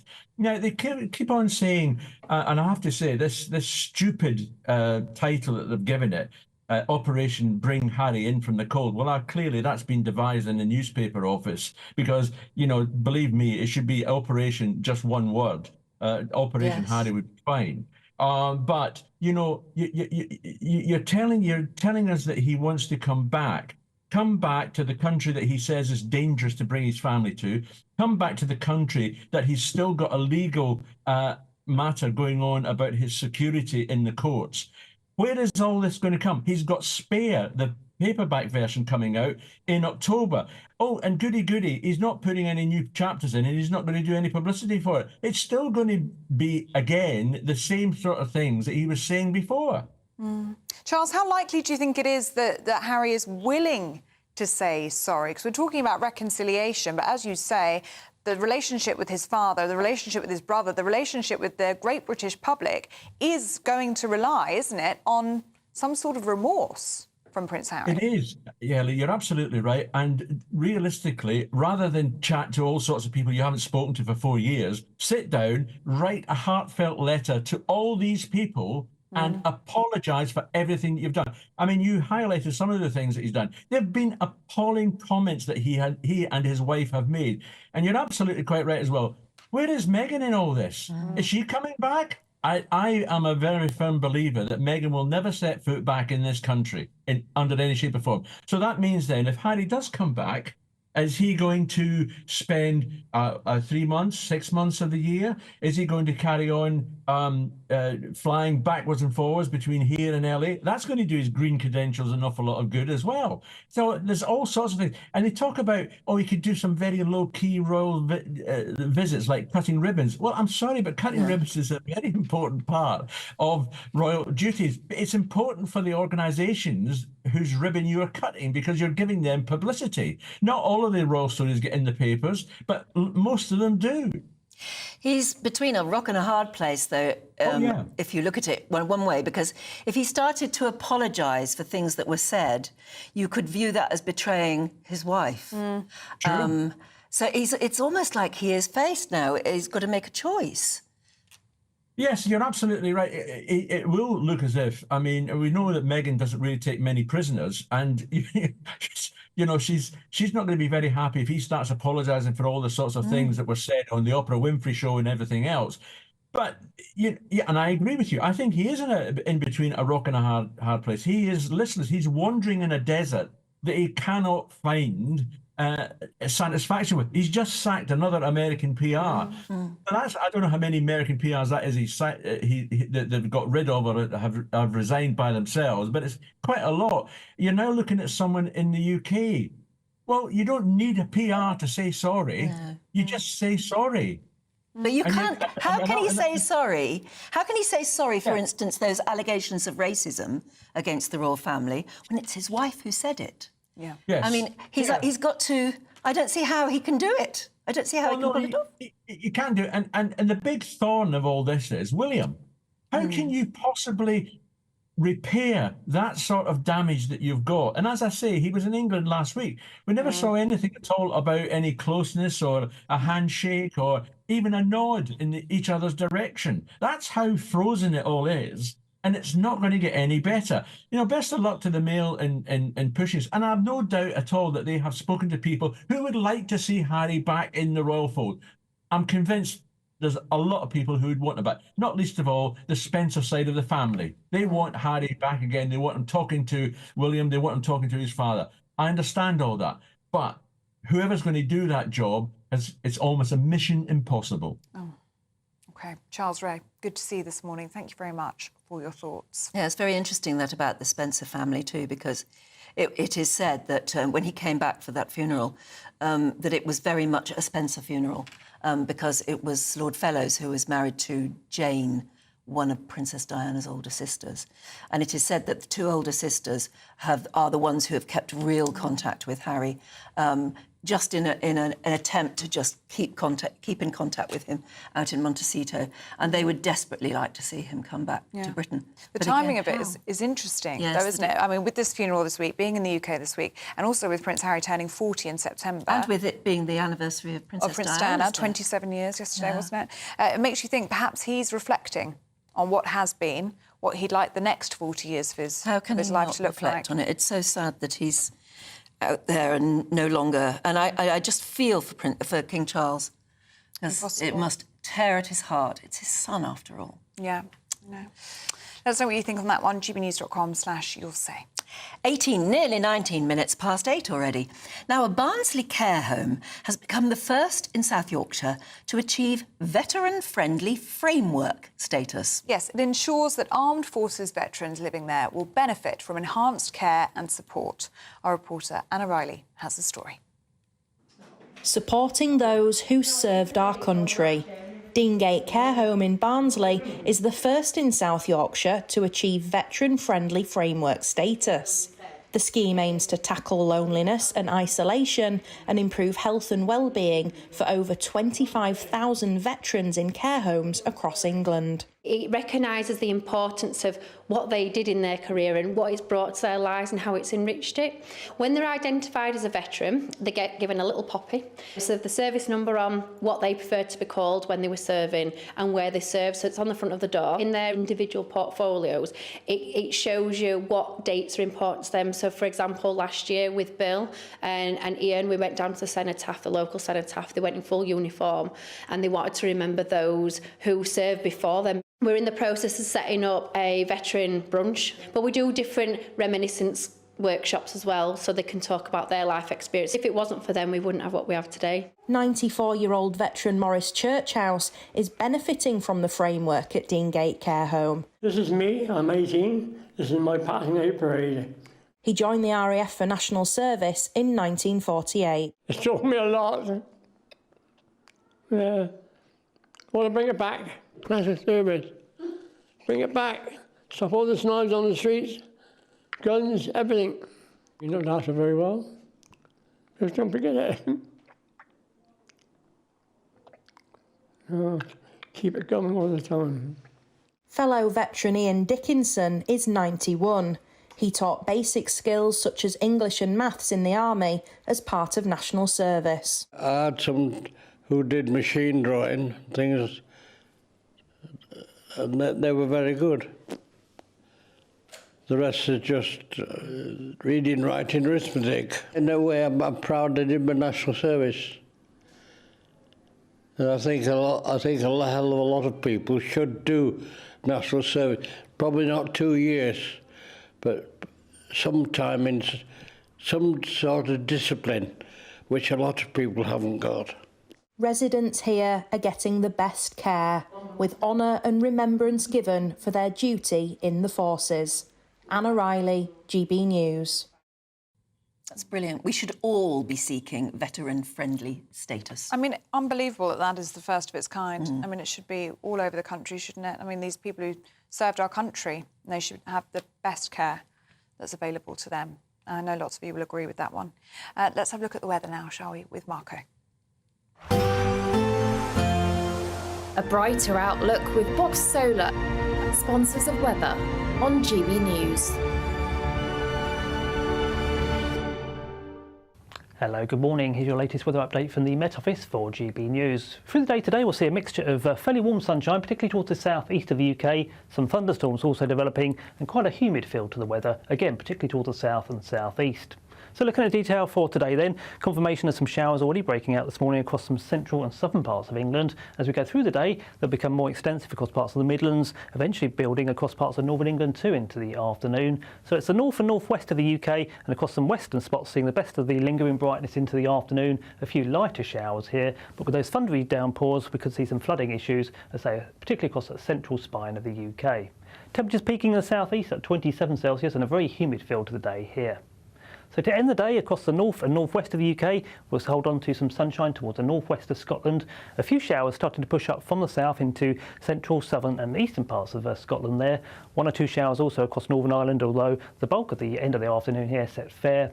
Heading further south, more in the way of cloud generally across England and Wales. Again, there'll still be some heavy, even thundery showers in places, particularly across the Midlands up into northern parts of England, with perhaps the far south and south east starting to see those showers easing. Heading through the evening then into the overnight period, those showers continue their journey northwards into parts of eastern Scotland into the early hours of Monday.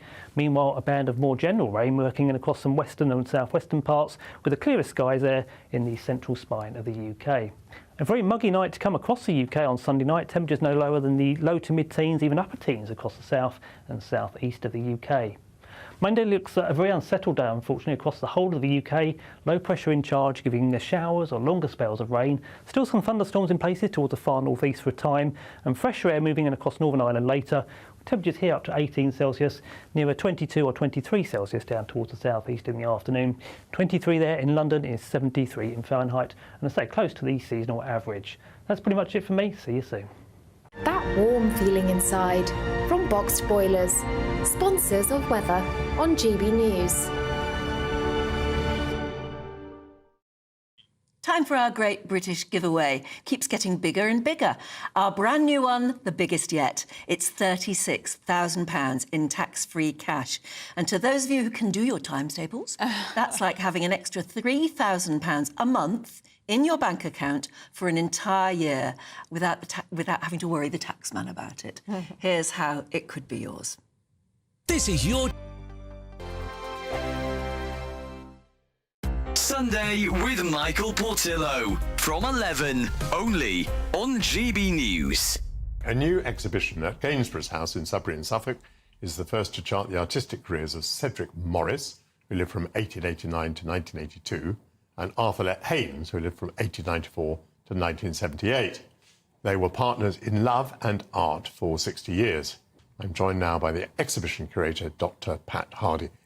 Some people will not be in the least bit familiar with these two British artists. So do you want to say a word of background about Cedric Morris and Arthur Let Haynes? About 100 artworks were left in 2017 of Cedric Morris's works. And it was felt then that an exhibition to showcase that work would be very appealing to the public. Morris's flower paintings have had a lot of traction. They've become very popular commercially, and there's been more research done on them.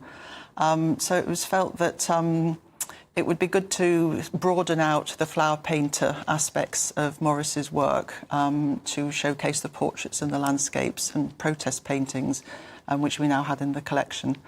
And it was also thought important that his partner, as you mentioned, for 60 years, Let Haynes, was also given some profile because he very much fell away into the shadows because he was promoting Morris's work and running the school, which was set up nearby, near Sudbury, near Gainsborough's house at Hadley, which was a very different type of art school. And a lot of people, both artists and locals, do remember it having been in operation and how wild it was and how bohemian they were. So it's felt to be a good story in personal terms, but also artistically to try and place these two, particularly Morris, in the 20th century art world. GB News, the People's Channel. Are the newspapers getting you down? My wife didn't divorce me that month. Struggling to separate the wheat from the chaff? I know that it's a bit of a circus at the best of times. Well, don't worry, Headliners has got you covered. We'll take the burden of reading the day's news, and if we get depressed, who cares? It's an occupational hazard, frankly. That's Headliners on GB News from 11 p.m. till midnight, and the following morning, 5 till 6 a.m. on GB News, the comedy channel. Nah, just kidding. Britain's news channel.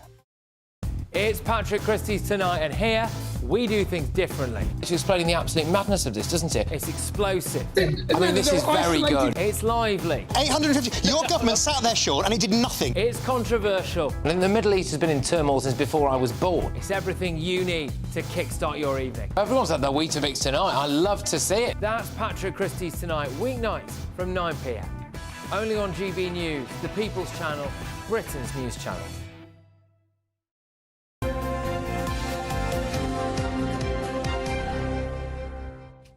Welcome back. Southport Pleasureland is in partnership with other local organisations, and they're holding an extra special event, apparently, to raise money for Alderhay and local hospitals. Well, of course, it all comes in the wake of the town's recent stabbing tragedy, where 3 young girls were killed at a Taylor Swift-themed dance class. Let's cross now to our northwest of England reporter, Sophie Reaper, who can tell us all about it. Morning, Sophie. Tell us all about it. Well, a very good morning to you both. Well, we're here this morning outside Southport Pleasureland, where later on today, around 11 o'clock, the doors are going to open to members of local community and people from all over, I imagine, from the northwest as they come in. Now, the goal is to try and raise £1 million today. Southport together, raising that money as a community for the Northwest Ambulance Service and for those local hospitals that you mentioned. Of course, Alderhay, who took in several of the children who were stabbed in that attack, which will be 5 weeks ago tomorrow, but other local hospitals as well. Aintree, Southport and Formby, Ormskirk, all of those hospitals did their bit on that tragic day to try and save as many lives as possible, and that's what that money will be for. So that is a big part of today, but there is another side as well, and we're speaking to event organisers about this, and it's about a community who have been in mourning for the past few weeks. Of course, we've had all of those emotions over the past few weeks. We've had the initial shock of that attack. We had the anger as Axel Rudikabana was charged with those murders. We've had the heartbreak and the upset of those funerals of those three little girls, Alice, Bibi and Elsie, over the past few weeks. But today is about finding the joy once again, finding that community spirit, people coming together. Of course, we know, Ellie, you mentioned those three little girls died at a Taylor Swift dance class, enjoying the music. We can imagine that their happy faces as they came together with their friends. Well, that is what today is about. It's about coming together with friends.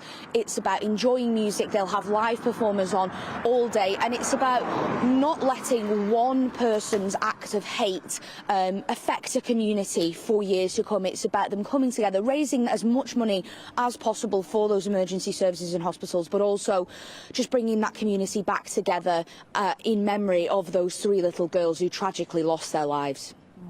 Rightly so. Sophie Reaper, thank you so much for bringing that to us. And I have been struck, I'm sure you have too, by the community in Southport, coming together, supporting one another, and now raising money for Alder Hey Hospital, which is where so many of those children, those victims, went and received the very best care and were later sent back home. It does sound like to a their brilliant bunch of families. people, doesn't it? Yeah, they really are the most incredible people doing such important work. So let's hope they make that £1 million that they're so hoping for today. Wow. Yeah, they should do, shouldn't they? Yes. OK, 8:31, very nearly. It is exactly 8:32. Aidan will be here with the sport in just a couple of minutes.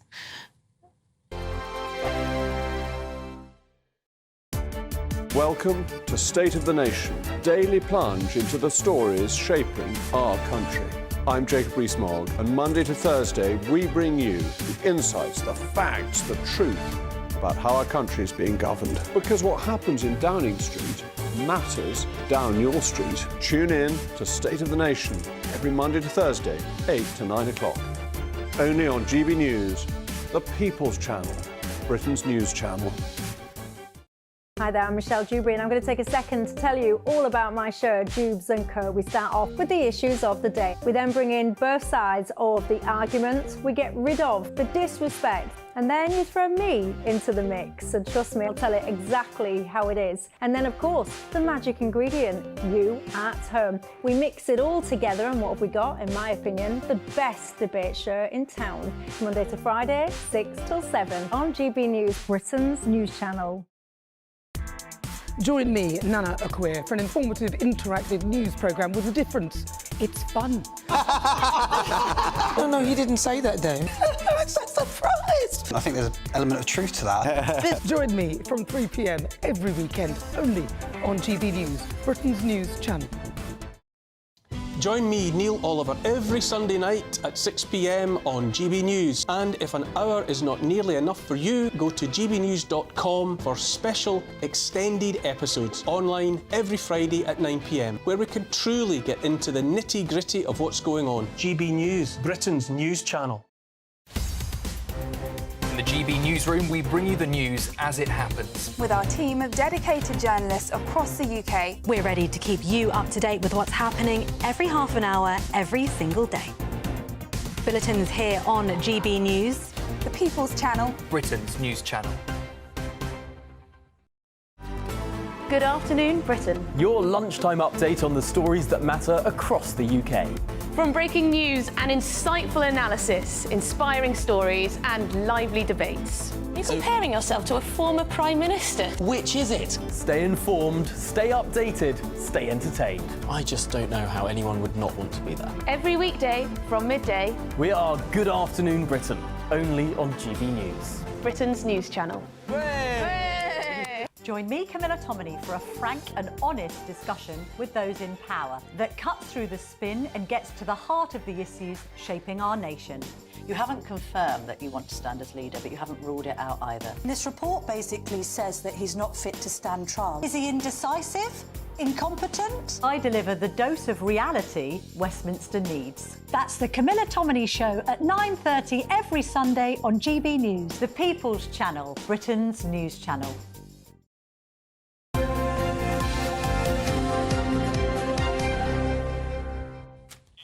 Hello, we're going through the sports now with Aidan McGee, who is with us. And should we start with the Premier League? And Erling Haaland, he's playing well. He is, and I think the key is freshness. I talk about schedule a lot. I talk about, without doubt. Now, this is crucial because most of the Premier League players who've just come out the blocks at the start of the season, they were at the Euros over the summer.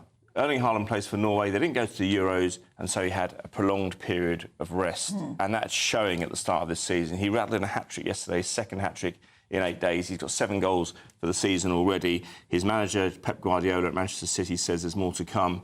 And he did it in front of Noel Gallagher yesterday at the London Stadium. And that puts Manchester City top. They are the champions, of course. Arsenal drew 1-1 with Brighton. Controversial sending off of Declan Rice.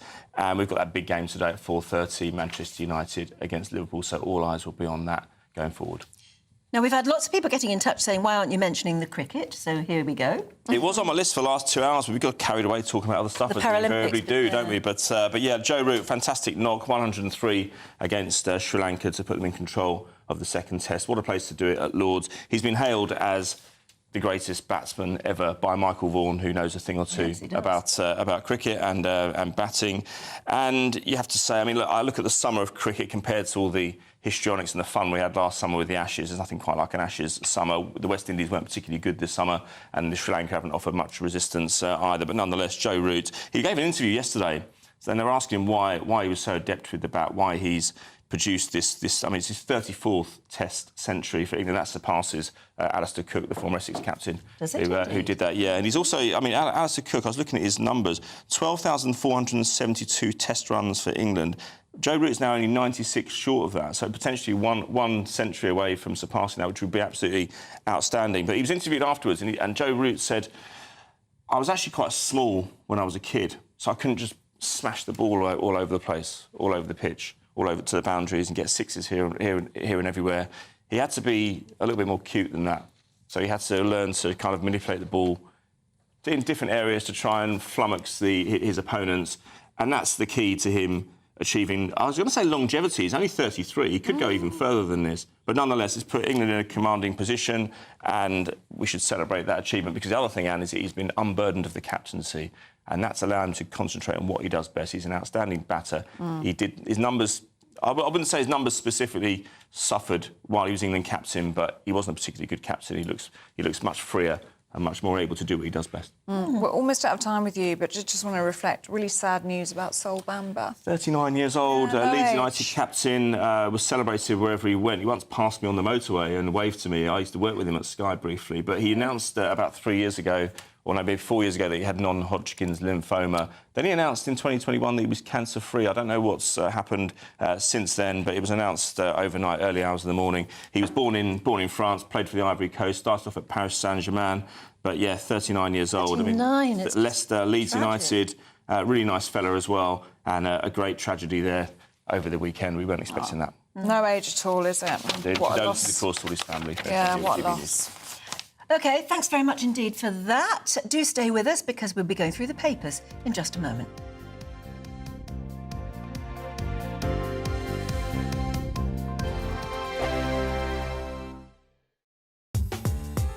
I'm Christopher Hope. From pop stars to politicians, I'll interview anybody in a pub who's got a political opinion. Join me every Friday on Spotify, Apple Podcasts, YouTube or gbnews.com, or wherever you get your podcasts. This is GB News, the People's Channel. Hello there, I'm Eamon Holmes. Thank you for joining us on GB News, Britain's news channel.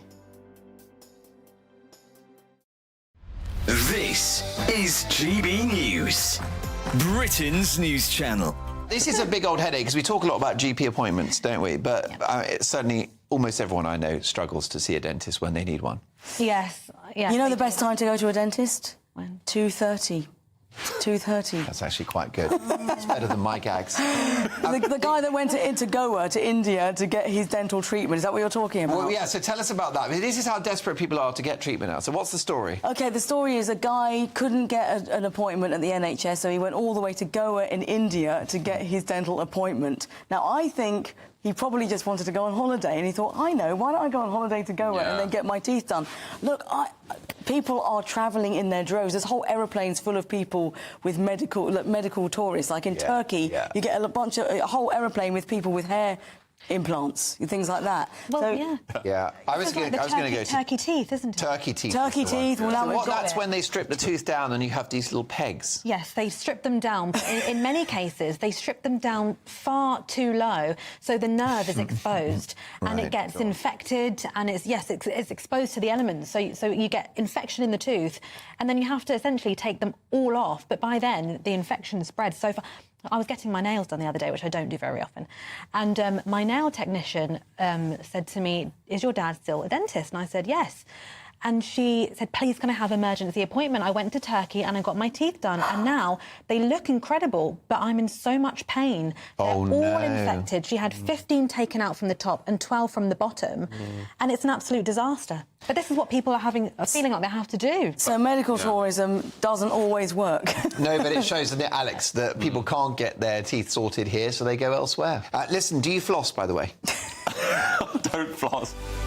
GB News, the People's Channel. Join me, Neil Oliver, every Sunday night at 6 p.m. on GB News. And if an hour is not nearly enough for you, go to gbnews.com for special extended episodes online every Friday at 9 p.m, where we can truly get into the nitty-gritty of what's going on. GB News, Britain's news channel. I'm Tom Harwood. This is GB News, Britain's news channel.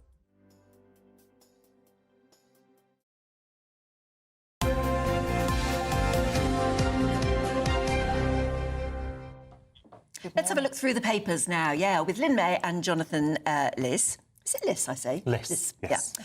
I want to start with this story in the Sunday Times about the man in the hospital coffee shop. Tell us more. This is a very sad story about a man who was in a hospital coffee shop and was possibly dead for 3 hours at least before someone noticed that maybe there was a strange reason why a man in a coffee shop was slumped over for 3 hours without It was slumped over the table? Yeah, and rigor mortis had already set in, so they figured that it had been longer than 3 hours.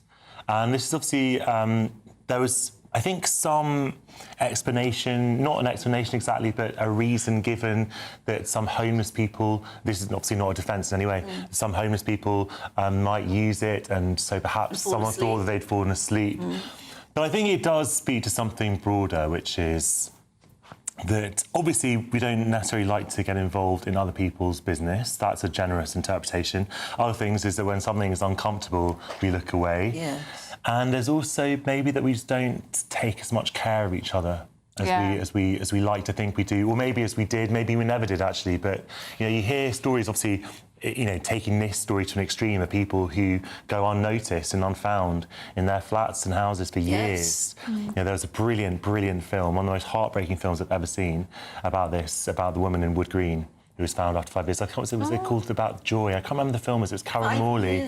I know the story, yeah. Something like A Day in the Light or something, and it was just to trace her life. How did she get to a point where this woman, popular woman with friends, who'd been in the same room as Nelson Mandela at one point, had ended up being sort of alone in a room, lying dead for 5 years, and about how atomised we are as a society, and how we kind of just don't necessarily like to pry, but also we don't take care of living alone, and some people like not a lonely life, but just a life on their own. Solitary life. Yeah. I still think we have lost that sense of community, which obviously filters down into your everyday life, like shops and things. And I think also that regularity of having people in things like coffee shops, where even in pubs where people remember each other, first name basis, all of that. And even if that doesn't happen, just the basic, I remember working in retail years and years ago, the basic 101 of customer service, just checking in on, is there anything that did you want another cup of tea, or, Might be the only person they speak to all day.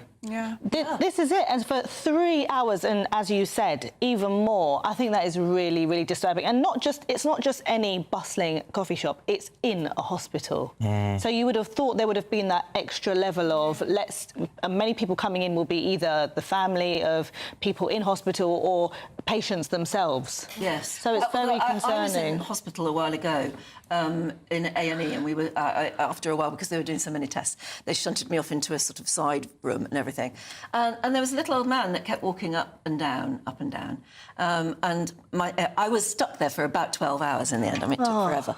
But he was still there, and he was just shuffling up and down. And I said to my sister, who was with me, I said, do you think he's a patient, or do you think he's just wandered in from outside? And we came to the conclusion in the end, because he actually was quite friendly and said hello. Oh, that's his company. But I think he regularly spent days there just shuffling up and down the hospital. And that's what I might have been with this person. This gentleman may have been a regular, and he likes to be left. And what if that's the case, where he regularly comes in, have his usual cup of coffee, they say hello, they know him, and they leave him to it, has a snooze, then goes after 3 hours. If that's the case, you can understand why that could have happened. But I still think it's good, even to say to someone, if you want to be left, I still have to check to see if you're okay. Did they say in the report why he died?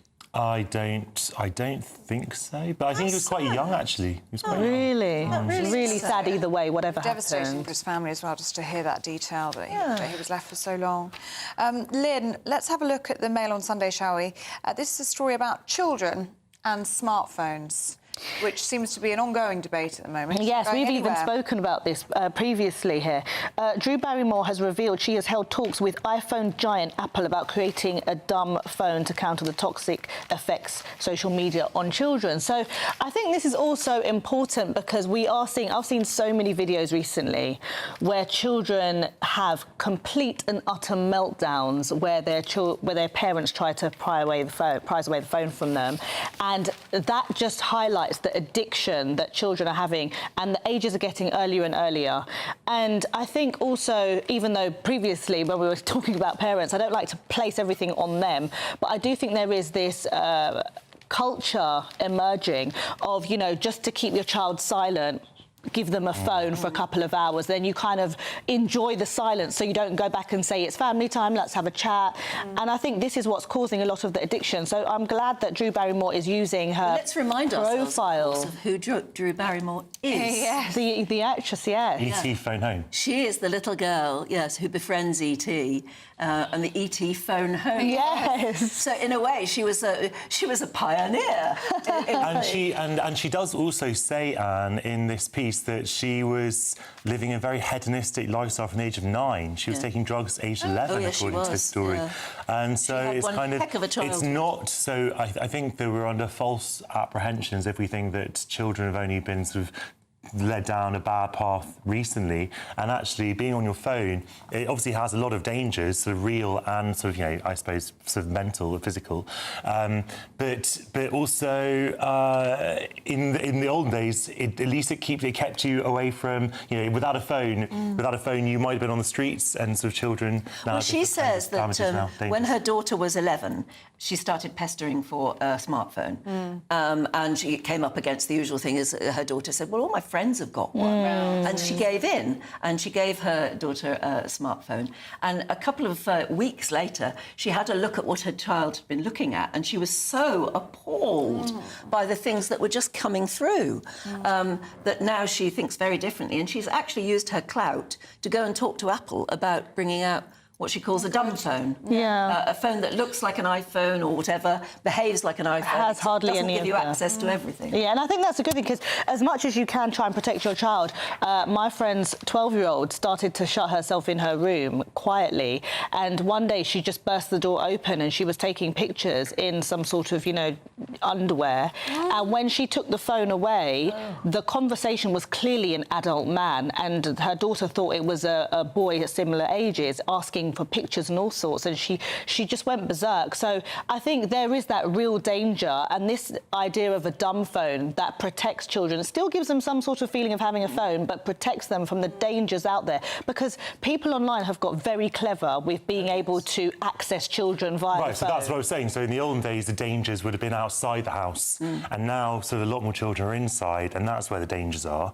So phones can keep you safe in some ways, you know, from people outside, but the people outside can also get into your house in a way that they never could That's before. right, they can. And it's so difficult to police. I mean, as you say, Lynn, I mean, you're looking at the internet, but then also all of these apps. You don't know who people are speaking to. Exactly. Who they're allowing to follow them. And it's the onus is now on the parents, unless you have an outright ban on smartphones under 16s, which is a debate in itself. And children are getting smarter. But parents have to be across it, don't they? But it's very difficult with technology moving so fast, and children, if you actually like sit with a group of children, they're actually more technologically savvy, where the parent thinks they're doing a good job, but they've got ways around it. So it's very hard to actually protect your children. That must be difficult. What would you do with your boys now if you were raising them and they were really... I would be terrified of being now. 4 boys now. I really would. I mean, when computers first came in, I can't tell you how old-fashioned it was, but I insisted it be downstairs, and it was just adjacent to the kitchen, so we had a view on what they were looking at all the time. And you'd be able to always be able to hear when they were going on. Yeah, absolutely. You couldn't hide it.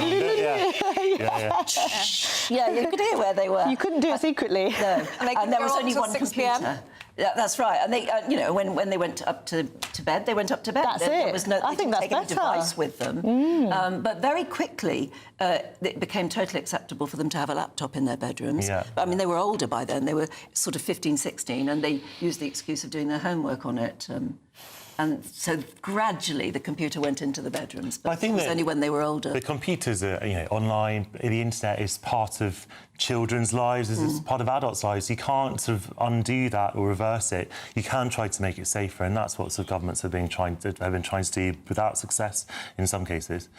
What's a contrarian, Jonathan? I should ask you, Anne. You were just talking about it in the break. Apparently we are a nation of contrarians. I don't think that's necessarily true. I think that we're a nation of people who like to do as they're told. Are you just being a contrarian? Maybe I'm being a contrarian. That's an interesting double think. Well, but I'll give you a good example. The story that we had a couple of days ago about the smoking ban. Now, Britons love to kind of depict themselves and present themselves as a nation as freedom lovers who won't be told what to do, won't be bossed around. It's absolutely not true. We're absolutely a nation of authoritarians who love to dictate to other people what they can and can't do. We saw that during lockdown when people sort of denouncing neighbours for, sort of breaking bubbles or having an illicit cup of tea or whatever it might have been. And I maintained then, as I do now, that if we ever had been unlucky enough to be invaded and occupied by the Nazis or the Soviets, 25% of the population would have become informers within the first month, because there is a very, very strong streak of we follow rules in this country, we do this, and you have to do what we tell you. And I think it runs absolutely counter to this sort of myth. Isn't that based on what you agree with, though? I think if you strongly oppose a view, then I don't know if I agree with you, but if you agree with something, that's a fantastic idea, and the smoking ban is a brilliant example, because I don't smoke, I hate the smell of smoke, so I'm like, yes, let's follow the government, but that's only because I agree with you. But what about people, I'm talking about freedom, though. I'm not a smoker either, and I hate the smell of cigarette smoke, but I think this idea is so authoritarian and runs so counter to the idea of personal autonomy and liberty, and I'm a left-winger. What about queuing, for instance? It is said that we British are the only people who are quite willing to join the end of a queue and wait for our turn. A lot of countries just look at us in amazement that we queue willingly. But I think that's because we're a country of law and order, and we like things done Well, prim and proper. We still have prim and proper, don't we?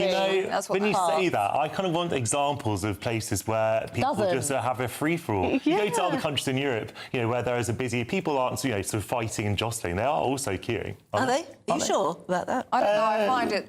I think we're more, if we're not sure of the queue, are you in the queue? Are you in the queue? Are you? In Europe or wherever I've been, they won't ask. They'll just go, if there's no one there, tough luck. Except if there's a huddle of people at the bar. Exactly. Yeah. And one of the worst, I tell you, one of the worst development which I've seen online is people now forming queues at bars. I have seen this, yes. And I'd rather drink. You've got to fight to the front. Absolutely absolutely not happening. That's not very British, is it, queuing? Well, queuing is very British, but not queuing in a bar. Not queuing for alcohol. We don't queue for alcohol. Something inherently wrong about that. No, we don't like the sound of that one. Jonathan, thank you so much. Really good to see you. Lynn, good to see you as well. Thank you so much. Happy Sunday to you both. We'll be back after this short break. Looks like things are heating up. Boxed boilers, sponsors of weather on GB News. Hello, good morning. Here's your latest weather update from the Met Office for GB News. Through the day today, we'll see a mixture of fairly warm sunshine, particularly towards the south-east of the UK, some thunderstorms also developing, and quite a humid feel to the weather, again, particularly towards the south and south-east. So looking at detail for today then, confirmation of some showers already breaking out this morning across some central and southern parts of England. As we go through the day, they'll become more extensive across parts of the Midlands, eventually building across parts of northern England too into the afternoon. So it's the north and northwest of the UK and across some western spots seeing the best of the lingering brightness into the afternoon. A few lighter showers here, but with those thundery downpours we could see some flooding issues, as I say, particularly across the central spine of the UK. Temperatures peaking in the southeast at 27 Celsius and a very humid feel to the day here. So to end the day, across the north and northwest of the UK, we'll hold on to some sunshine towards the northwest of Scotland. A few showers starting to push up from the south into central, southern and eastern parts of Scotland there. 1 or 2 showers also across Northern Ireland, although the bulk of the end of the afternoon here set fair. Heading further south, more in the way of cloud generally across England and Wales. Again, there'll still be some heavy, even thundery showers in places, particularly across the Midlands up into northern parts of England, with perhaps the far south and southeast starting to see those showers easing. Heading through the evening then into the overnight period, those showers continue their journey northwards into parts of eastern Scotland into the early hours of Monday. Meanwhile, a band of more general rain working in across some western and southwestern parts, with the clearest skies there in the central spine of the UK. A very muggy night to come across the UK on Sunday night. Temperatures no lower than the low to mid-teens, even upper teens across the south and southeast of the UK.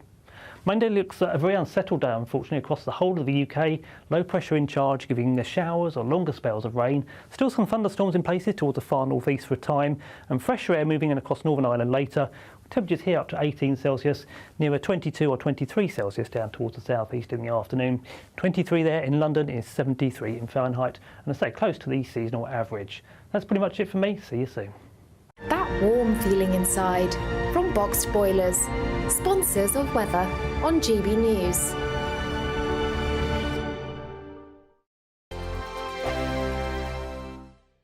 How would you like? Good luck. Headliners. Tomorrow's papers tonight. Every night from 11 p.m.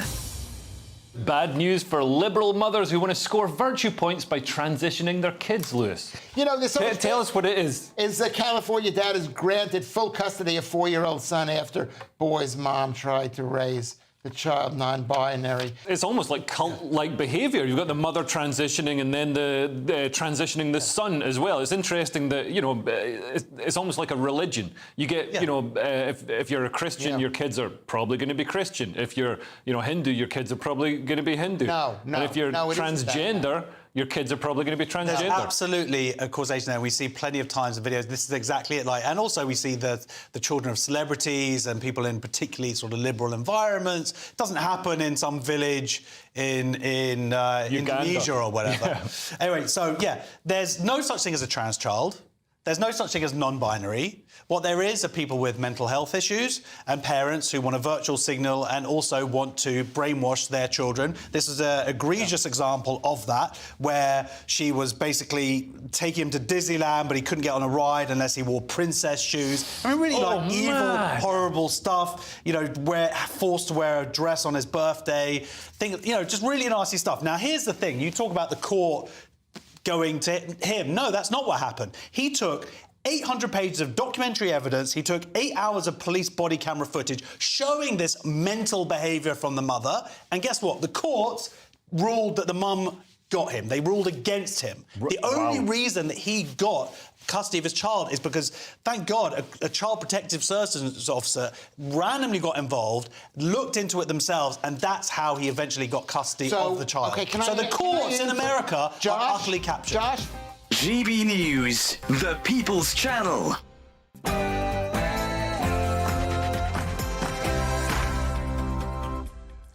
Good morning. The bodies of 6 hostages taken by Hamas on the 7th of October have been recovered from a tunnel in the Rafah area of southern Gaza. That's according to the Israeli military. US President Joe Biden has said he is devastated and outraged by the news. And he went on to say, it is as tragic as it is reprehensible. Make no mistake, Hamas leaders will pay for these crimes. Is Prince Harry to make a royal return to the UK? The Daily Mail reports exclusively that the Duke has asked former aides and friends to help plot a way back. The Education Secretary has hit out at a school absence epidemic, with millions of pupils due to return to school tomorrow, and the government have vowed to increase fines on those offending. This comes as teaching unions call for times tables tests to be stripped back, as well as grammar exams, in order to curb student anxiety. Summer strikes continue. Hundreds of Border Force staff at Heathrow Airport have started a 4-day strike in a long-running dispute over rosters. Double tragedy at Notting Hill Carnival, as 2 people have now died after being attacked in separate incidents over the bank holiday weekend. Hello, good morning. We'll see some very warm sunshine in places today, particularly towards the southeast of England, but a scattering of showers are likely in places too, which could turn heavy and thundery, giving some flooding problems in places. I'll have all the details later. It's just gone 9 o'clock. I'm Ellie Costello. And I'm Anne Diamond, and this is GB News Breakfast.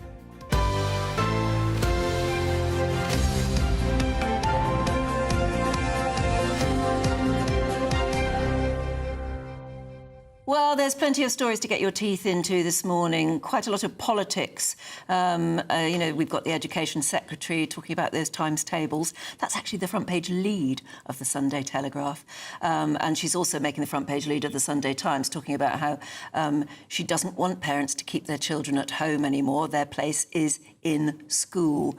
There's a lot of that. There's, of course, the Prince Harry story and tons of other stories making the... Oh, yes, there's the outdoor smoking ban as well. Let's talk to somebody who's going to be covering them in her programme at 9:30, and that's Camilla Tominey. Morning, Camilla. Good morning. Lovely to see Girl Power on GB News this morning with both of you hosting breakfast. Going to have some more Girl Power from 9:30 as I'm back from my holidays. And yeah, we'll be covering all of those stories. What I find interesting about those education unions that are quoted on the front of the Sunday Telegraph is that they're concerned that children are getting stressed out by SATs tests. But as we all know, the biggest mental health problem that was caused to children was COVID and lockdown. That was very much pushed by the teaching unions. So that doesn't make much sense to me. I'll be speaking about that story, the smoking ban, the changes to the winter fuel allowance with Lucy Powell. She's the leader of the Commons. She's answering questions on behalf of the government.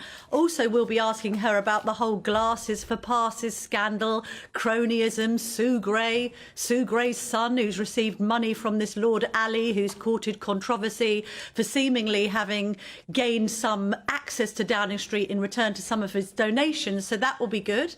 And then on the Tory side, I've got leadership hopeful James Cleverly coming in. Let's hear from the Shadow Home Secretary on what he plans to be saying to the party membership in order to try and be elected as Rishi Sunak's successor.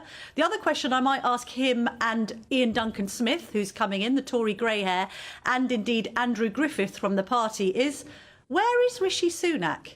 Labour hasn't had a brilliant couple of weeks. I think Keir Starmer's been somewhat ridiculed for his things can only get worse speech and this overly officious and authoritarian smoking ban. But where is the leader of the opposition? And are the Tories taking the fight to Labour enough? Because I'd suggest that they're sort of shooting at an open goal with the precision of Gary Southgate at the 1996 Euros. Oh, it is. That's an interesting analogy, exactly, which, well, I don't fully understand. But, but it is fascinating that so far... What I mean is they're missing an open goal, Anne. Thank you. Thank you. Thank you. Right. No, it's just a fascinating time that this new government have been through because Parliament has been in recess. So it's all been very quiet. One wonders how Rishi Sunak is going to play things when they come back into business this week. I mean, I appreciate this whole idea that he's on his way out and he wants to retreat to the back benches and somebody else is taking over. But that leadership race doesn't finish until the beginning of November. The Tories themselves decided to make it a lengthy race so that they could discuss what went wrong and what we need to do right. Although we see in the papers this morning the likes of former Mayor of the West Midlands, Andy Street, talking about how the Tories shouldn't fight the next election from the right. Well, where should they fight it from? So you've got Conservatives still sort of arguing over why they lost the election, which is a problem in the first place. But I would just humbly suggest that when Labour are shooting themselves in the foot, you should have the leader of the opposition and others coordinating an offensive against what Starmer's doing. Because I think the country's sort of looking at it all, scratching their heads, wondering why on earth they've decided to favour unions and not pensioners, why on earth they've decided to ban smoking and, by the way, vaping outdoors, as if that's a priority right now. We've got all of these talk of these taxes that are going to go up, despite Rachel Reeves and other Labour politicians vehemently denying that tax rises were coming. I would suggest that the Tories could make hay. They're not. And then, of course, that then raises the spectre of reform and Nigel Farage providing more opposition than the Conservatives, which is problematic. Yeah, it's a lame duck opposition at the moment, it seems, Camilla. It sounds like a packed programme. That's all coming up at 9:30. Thanks, Camilla. Good to see you. Great stuff, thank you. Now, a Barnsley care home has become the first in South Yorkshire to achieve what they call veteran-friendly framework status. Well, it ensures that armed forces veterans living there will benefit from enhanced care and support. Our reporter Anna Riley has the story. Supporting those who served our country. Deangate Care Home in Barnsley is the first in South Yorkshire to achieve veteran-friendly framework status. The scheme aims to tackle loneliness and isolation and improve health and well-being for over 25,000 veterans in care homes across England. It recognises the importance of what they did in their career and what it's brought to their lives and how it's enriched it. When they're identified as a veteran, they get given a little poppy.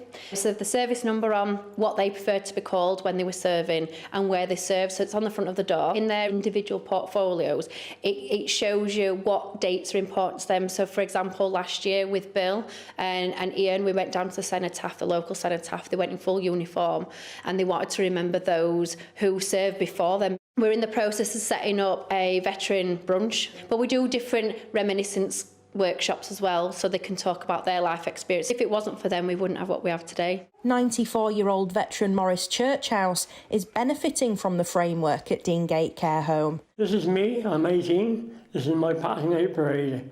He joined the RAF for national service in 1948. It's taught me a lot. Yeah. I want to bring it back. National service. Bring it back. Stop all the knives on the streets, guns, everything. You don't answer very well. Just don't forget it. Oh, keep it going all the time. Fellow veteran Ian Dickinson is 91. He taught basic skills such as English and maths in the army as part of national service. I had some who did machine drawing, things, and they were very good.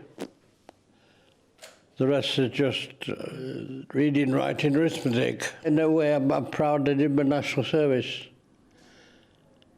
And I think a hell of a lot of people should do national service. Probably not 2 years, but sometime in some sort of discipline, which a lot of people haven't got. Residents here are getting the best care, with honour and remembrance given for their duty in the forces. Anna Riley, GB News. That's brilliant. We should all be much more proud of our vets. Yeah, and we should look after them as well. It would be good to see that rolled out, wouldn't it, across the country? Yeah. Great. Hopefully it will be. Great for leading the way. Deangate, I think it was called, wasn't it? Yeah. Now, a 32-year-old mother and a man who were attacked in separate incidents during the Notting Hill Carnival sadly have now died. Yes, Metropolitan Police have said in a statement that the deaths have been devastating for both families, and both those incidents now being treated by the force as murder investigations. Earlier, we spoke to former police officer Oliver Lawrence. event has been described as the best that London has to offer. But we've really got to question that. We've got to have difficult and courageous conversations to talk about how we can make this event safer. I think first and foremost, cancelling it is not the solution. The solution here is about having conversations about the fact that it has clearly outgrown its capacity to fill Notting Hill. We need to look at moving the event, in my view, to Hyde Park to provide a safer environment for attendees and families to attend, so we can screen people, we can make the event ticketed, and we can produce an event which goes ahead safely, celebrates all that is important within Caribbean culture, but allows people, importantly, to attend and go home knowing that they're in a safe and secure environment. As a young child today wakes up sadly without a mother, which has got to be one of the most distressing pieces of news for anybody watching this. And I suppose important, as you say, Family Day, a day we expect families to come along and enjoy what Carnival has to offer. And I believe that, you know, the story around this is potentially her breaking up a fight between individuals and then becoming the victim of the stabbing, leading to her going to hospital with critical injuries and her sadly, tragically succumbing to those injuries. So that, you know, horrific details coming out, but once again demonstrating that, you know, people very quickly moved to ask sort of what was policing doing during the event. You've got to remember this is the largest and most complex policing event on the calendar for the Met, costing over £11 million with over 1 million attendees. So it's just a lot of people in a very, very small area, and really, really difficult times for police to keep an eye on every element of the carnival, but incredibly tragic circumstances. And as I say, we've got to start having very, very difficult and courageous conversations to talk about the event, the nature of how it's carried out, and equally what people and young people are exposed to during the event. I think we could all start to have conversations around the sort of sexualized content that we see at Carnival. I think that needs a real big conversation around what children are watching and how people are interacting with, for instance, like members of the police service. You know, all this grinding behaviour, I think, has really got to come to stop, because we've got to respect the fact that police are there to do a job, have a responsibility, and aren't really there to engage in carnival activities, but support the event go ahead safely. As if it wasn't tragic enough when it happened, it has now turned into a murder investigation. Right, 11 minutes past 9. The Great British Giveaway keeps getting bigger, and our brand new one is the biggest yet. It's £36,000 in tax-free cash. Here's how to enter.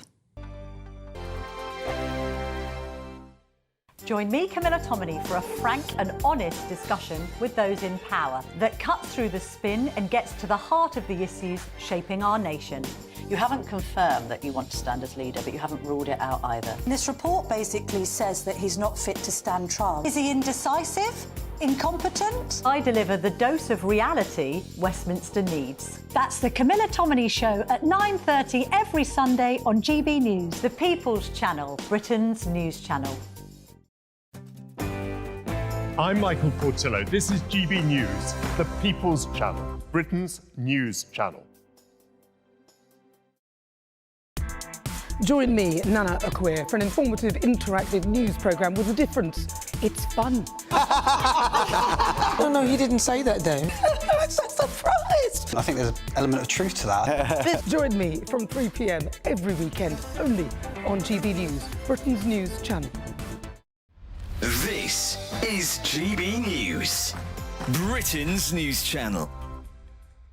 Let's have a look at this story in the Telegraph, Charlie. This is about Anglican Church, the Church of England, dropping the word church in favour of something a bit more modern sounding. Words such as community. Why are we afraid of the word church?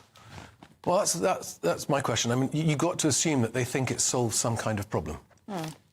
But I think, you know, there are a lot of people who feel very strongly about their particular religious institution, whatever they all have different names, don't they?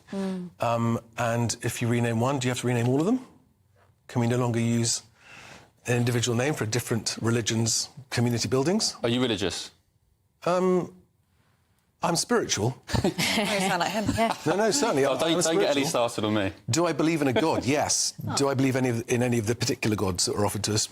Still undecided. I'm like you. I said exactly that. You two are the same. You two are exactly. What about you, Anna? Are you particularly religious? Well, I'm not a proper religious. I won't name myself as a religious, but I really do respect religions. And we have bigger problems to think about. Is it a sign of where we're at in this secular society? Yes. We're moving more and more towards that. The Anglican Church feels that the only way to be relevant is to take away any reference to church going, to being religious. I think if the substance of what you're offering is good, it doesn't matter what it's called. You know, so if people are going to find solace and peace in a place that makes them feel better, they're not going to care too much about what it's called. So I think relabeling it, rebranding it, I don't know, maybe it'll help, maybe it won't, but it's going to certainly upset a lot of people, I should think. And people whose religion is important to them and kind of central to their lives, you can imagine. Absolutely. There's a reason Justin Welby is nicknamed by some quarters the Archbishop of Woke. Maybe this adds fuel to the fire, who knows? GB News, the People's Channel.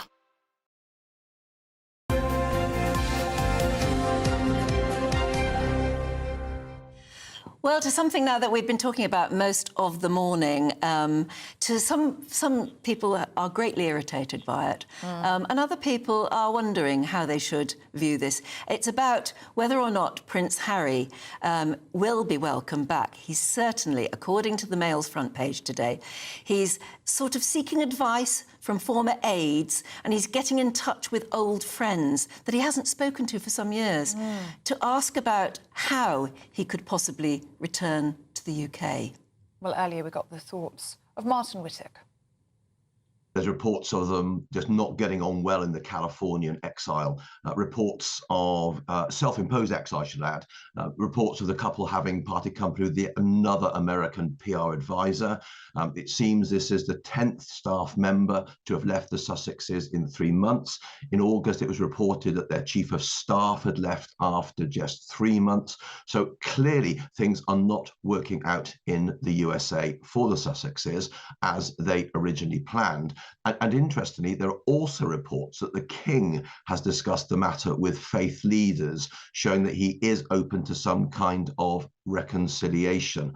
But boy, this is going to be quite an ask and quite a journey after the turmoil and hurt over the past 4 years. And it's difficult to see exactly what the plan would be, although there's talk of low-key royal duties, starting from maybe some very, very non-public facing things, but basically a steep mountain to climb to win hearts and minds back of the public, let alone within the royal family. There's talk that William, Prince of Wales, and Harry are both due to be in New York this September on separate ventures, both environmentally connected. So there may be some kind of low-key connection there. But this is going to be an extremely long journey back after all the Sussexes have said and done over the last 4 years. Not an easy ask to come in from the cold in this particular case, I'm afraid. I think it would be possible to seek reconciliation with his father. It's clear that King Charles is deeply distressed, understandably, by this rift within the family. I could see reconciliation taking place there, if slowly. It's harder to envisage it happening with William, Prince of Wales. Obviously, I mustn't speak for him, because the wounds there have gone very, very deep, and the kind of things that Harry has claimed there will clearly have wounded his brother greatly.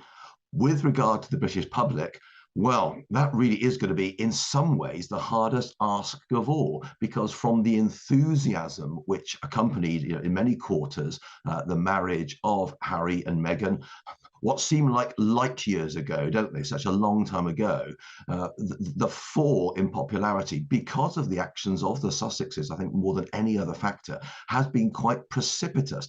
And I think the idea of building that trust with the British public again is going to take a very, very, very long time indeed. It certainly is. Would it be ever possible, we wonder?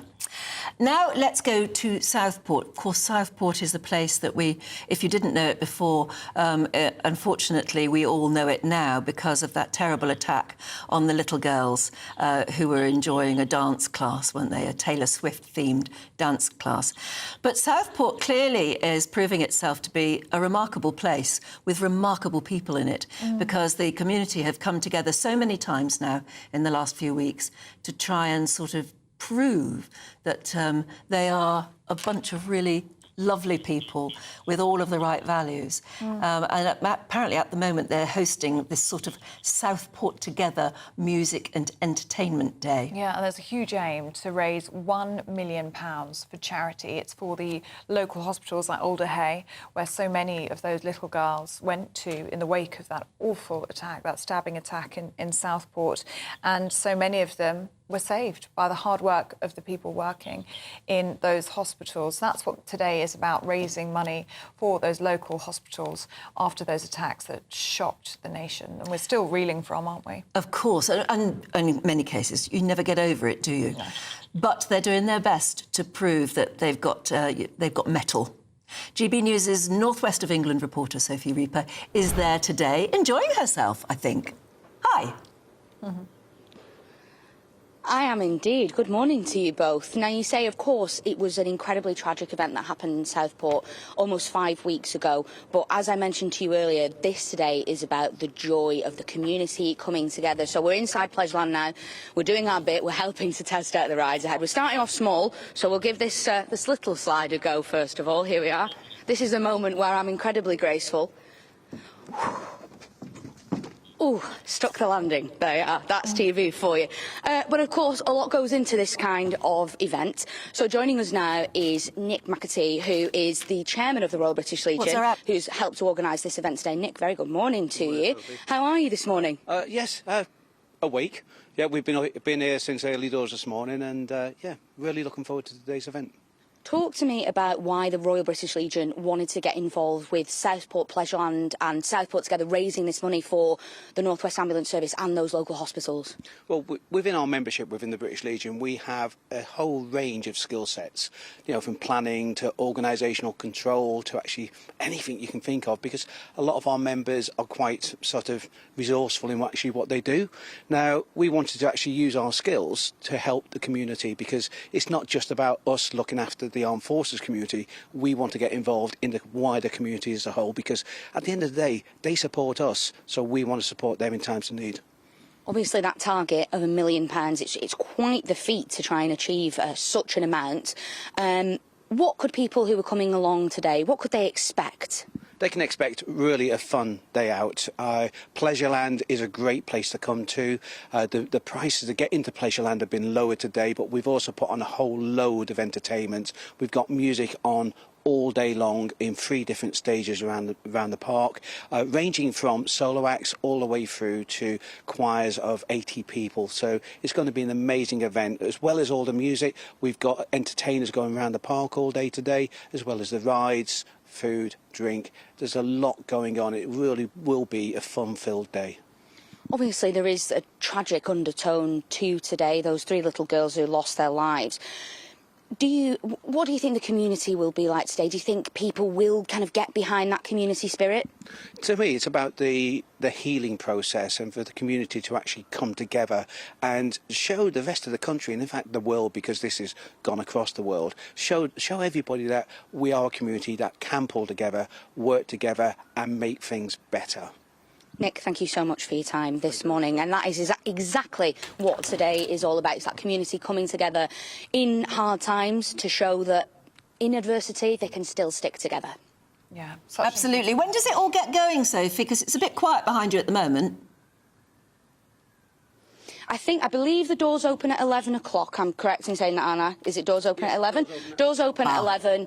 So people, if you're in the local area, should be coming down to help them raise that target for Southport Together. Absolutely. If you're in the area, go enjoy yourself, and you're supporting a brilliant community. Yeah, absolutely. Dig deep and support Alderhay Hospital and all those local hospitals and the great work that they do. Thank you, Sophie, for that. Thanks for your company today as well. Indeed. And Camilla Tominey is next.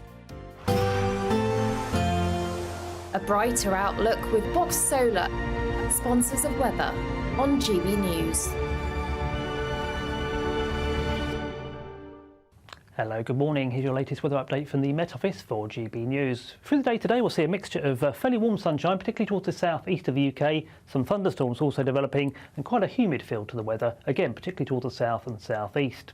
So looking at detail for today then, confirmation of some showers already breaking out this morning across some central and southern parts of England. As we go through the day, they'll become more extensive across parts of the Midlands, eventually building across parts of northern England too into the afternoon. So it's the north and northwest of the UK and across some western spots seeing the best of the lingering brightness into the afternoon. A few lighter showers here, but with those thundery downpours we could see some flooding issues, as I say, particularly across the central spine of the UK.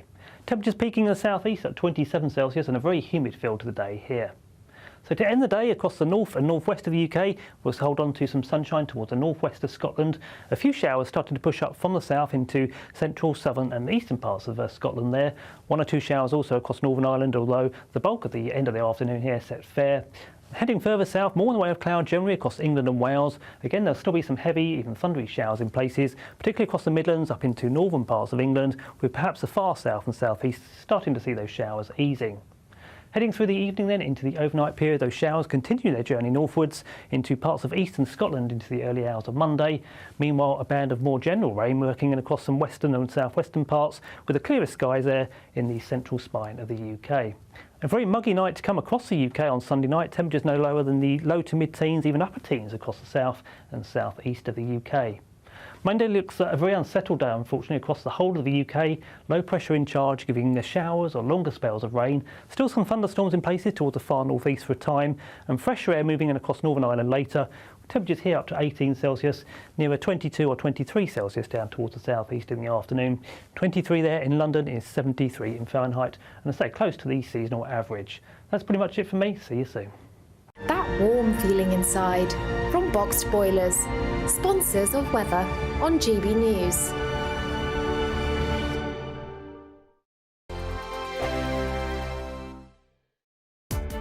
Welcome to State of the Nation, daily plunge into the stories shaping our country. I'm Jacob Rees-Mogg, and Monday to Thursday we bring you the insights, the facts, the truth about how our country is being governed. Because what happens in Downing Street matters down your street. Tune in to State of the Nation every Monday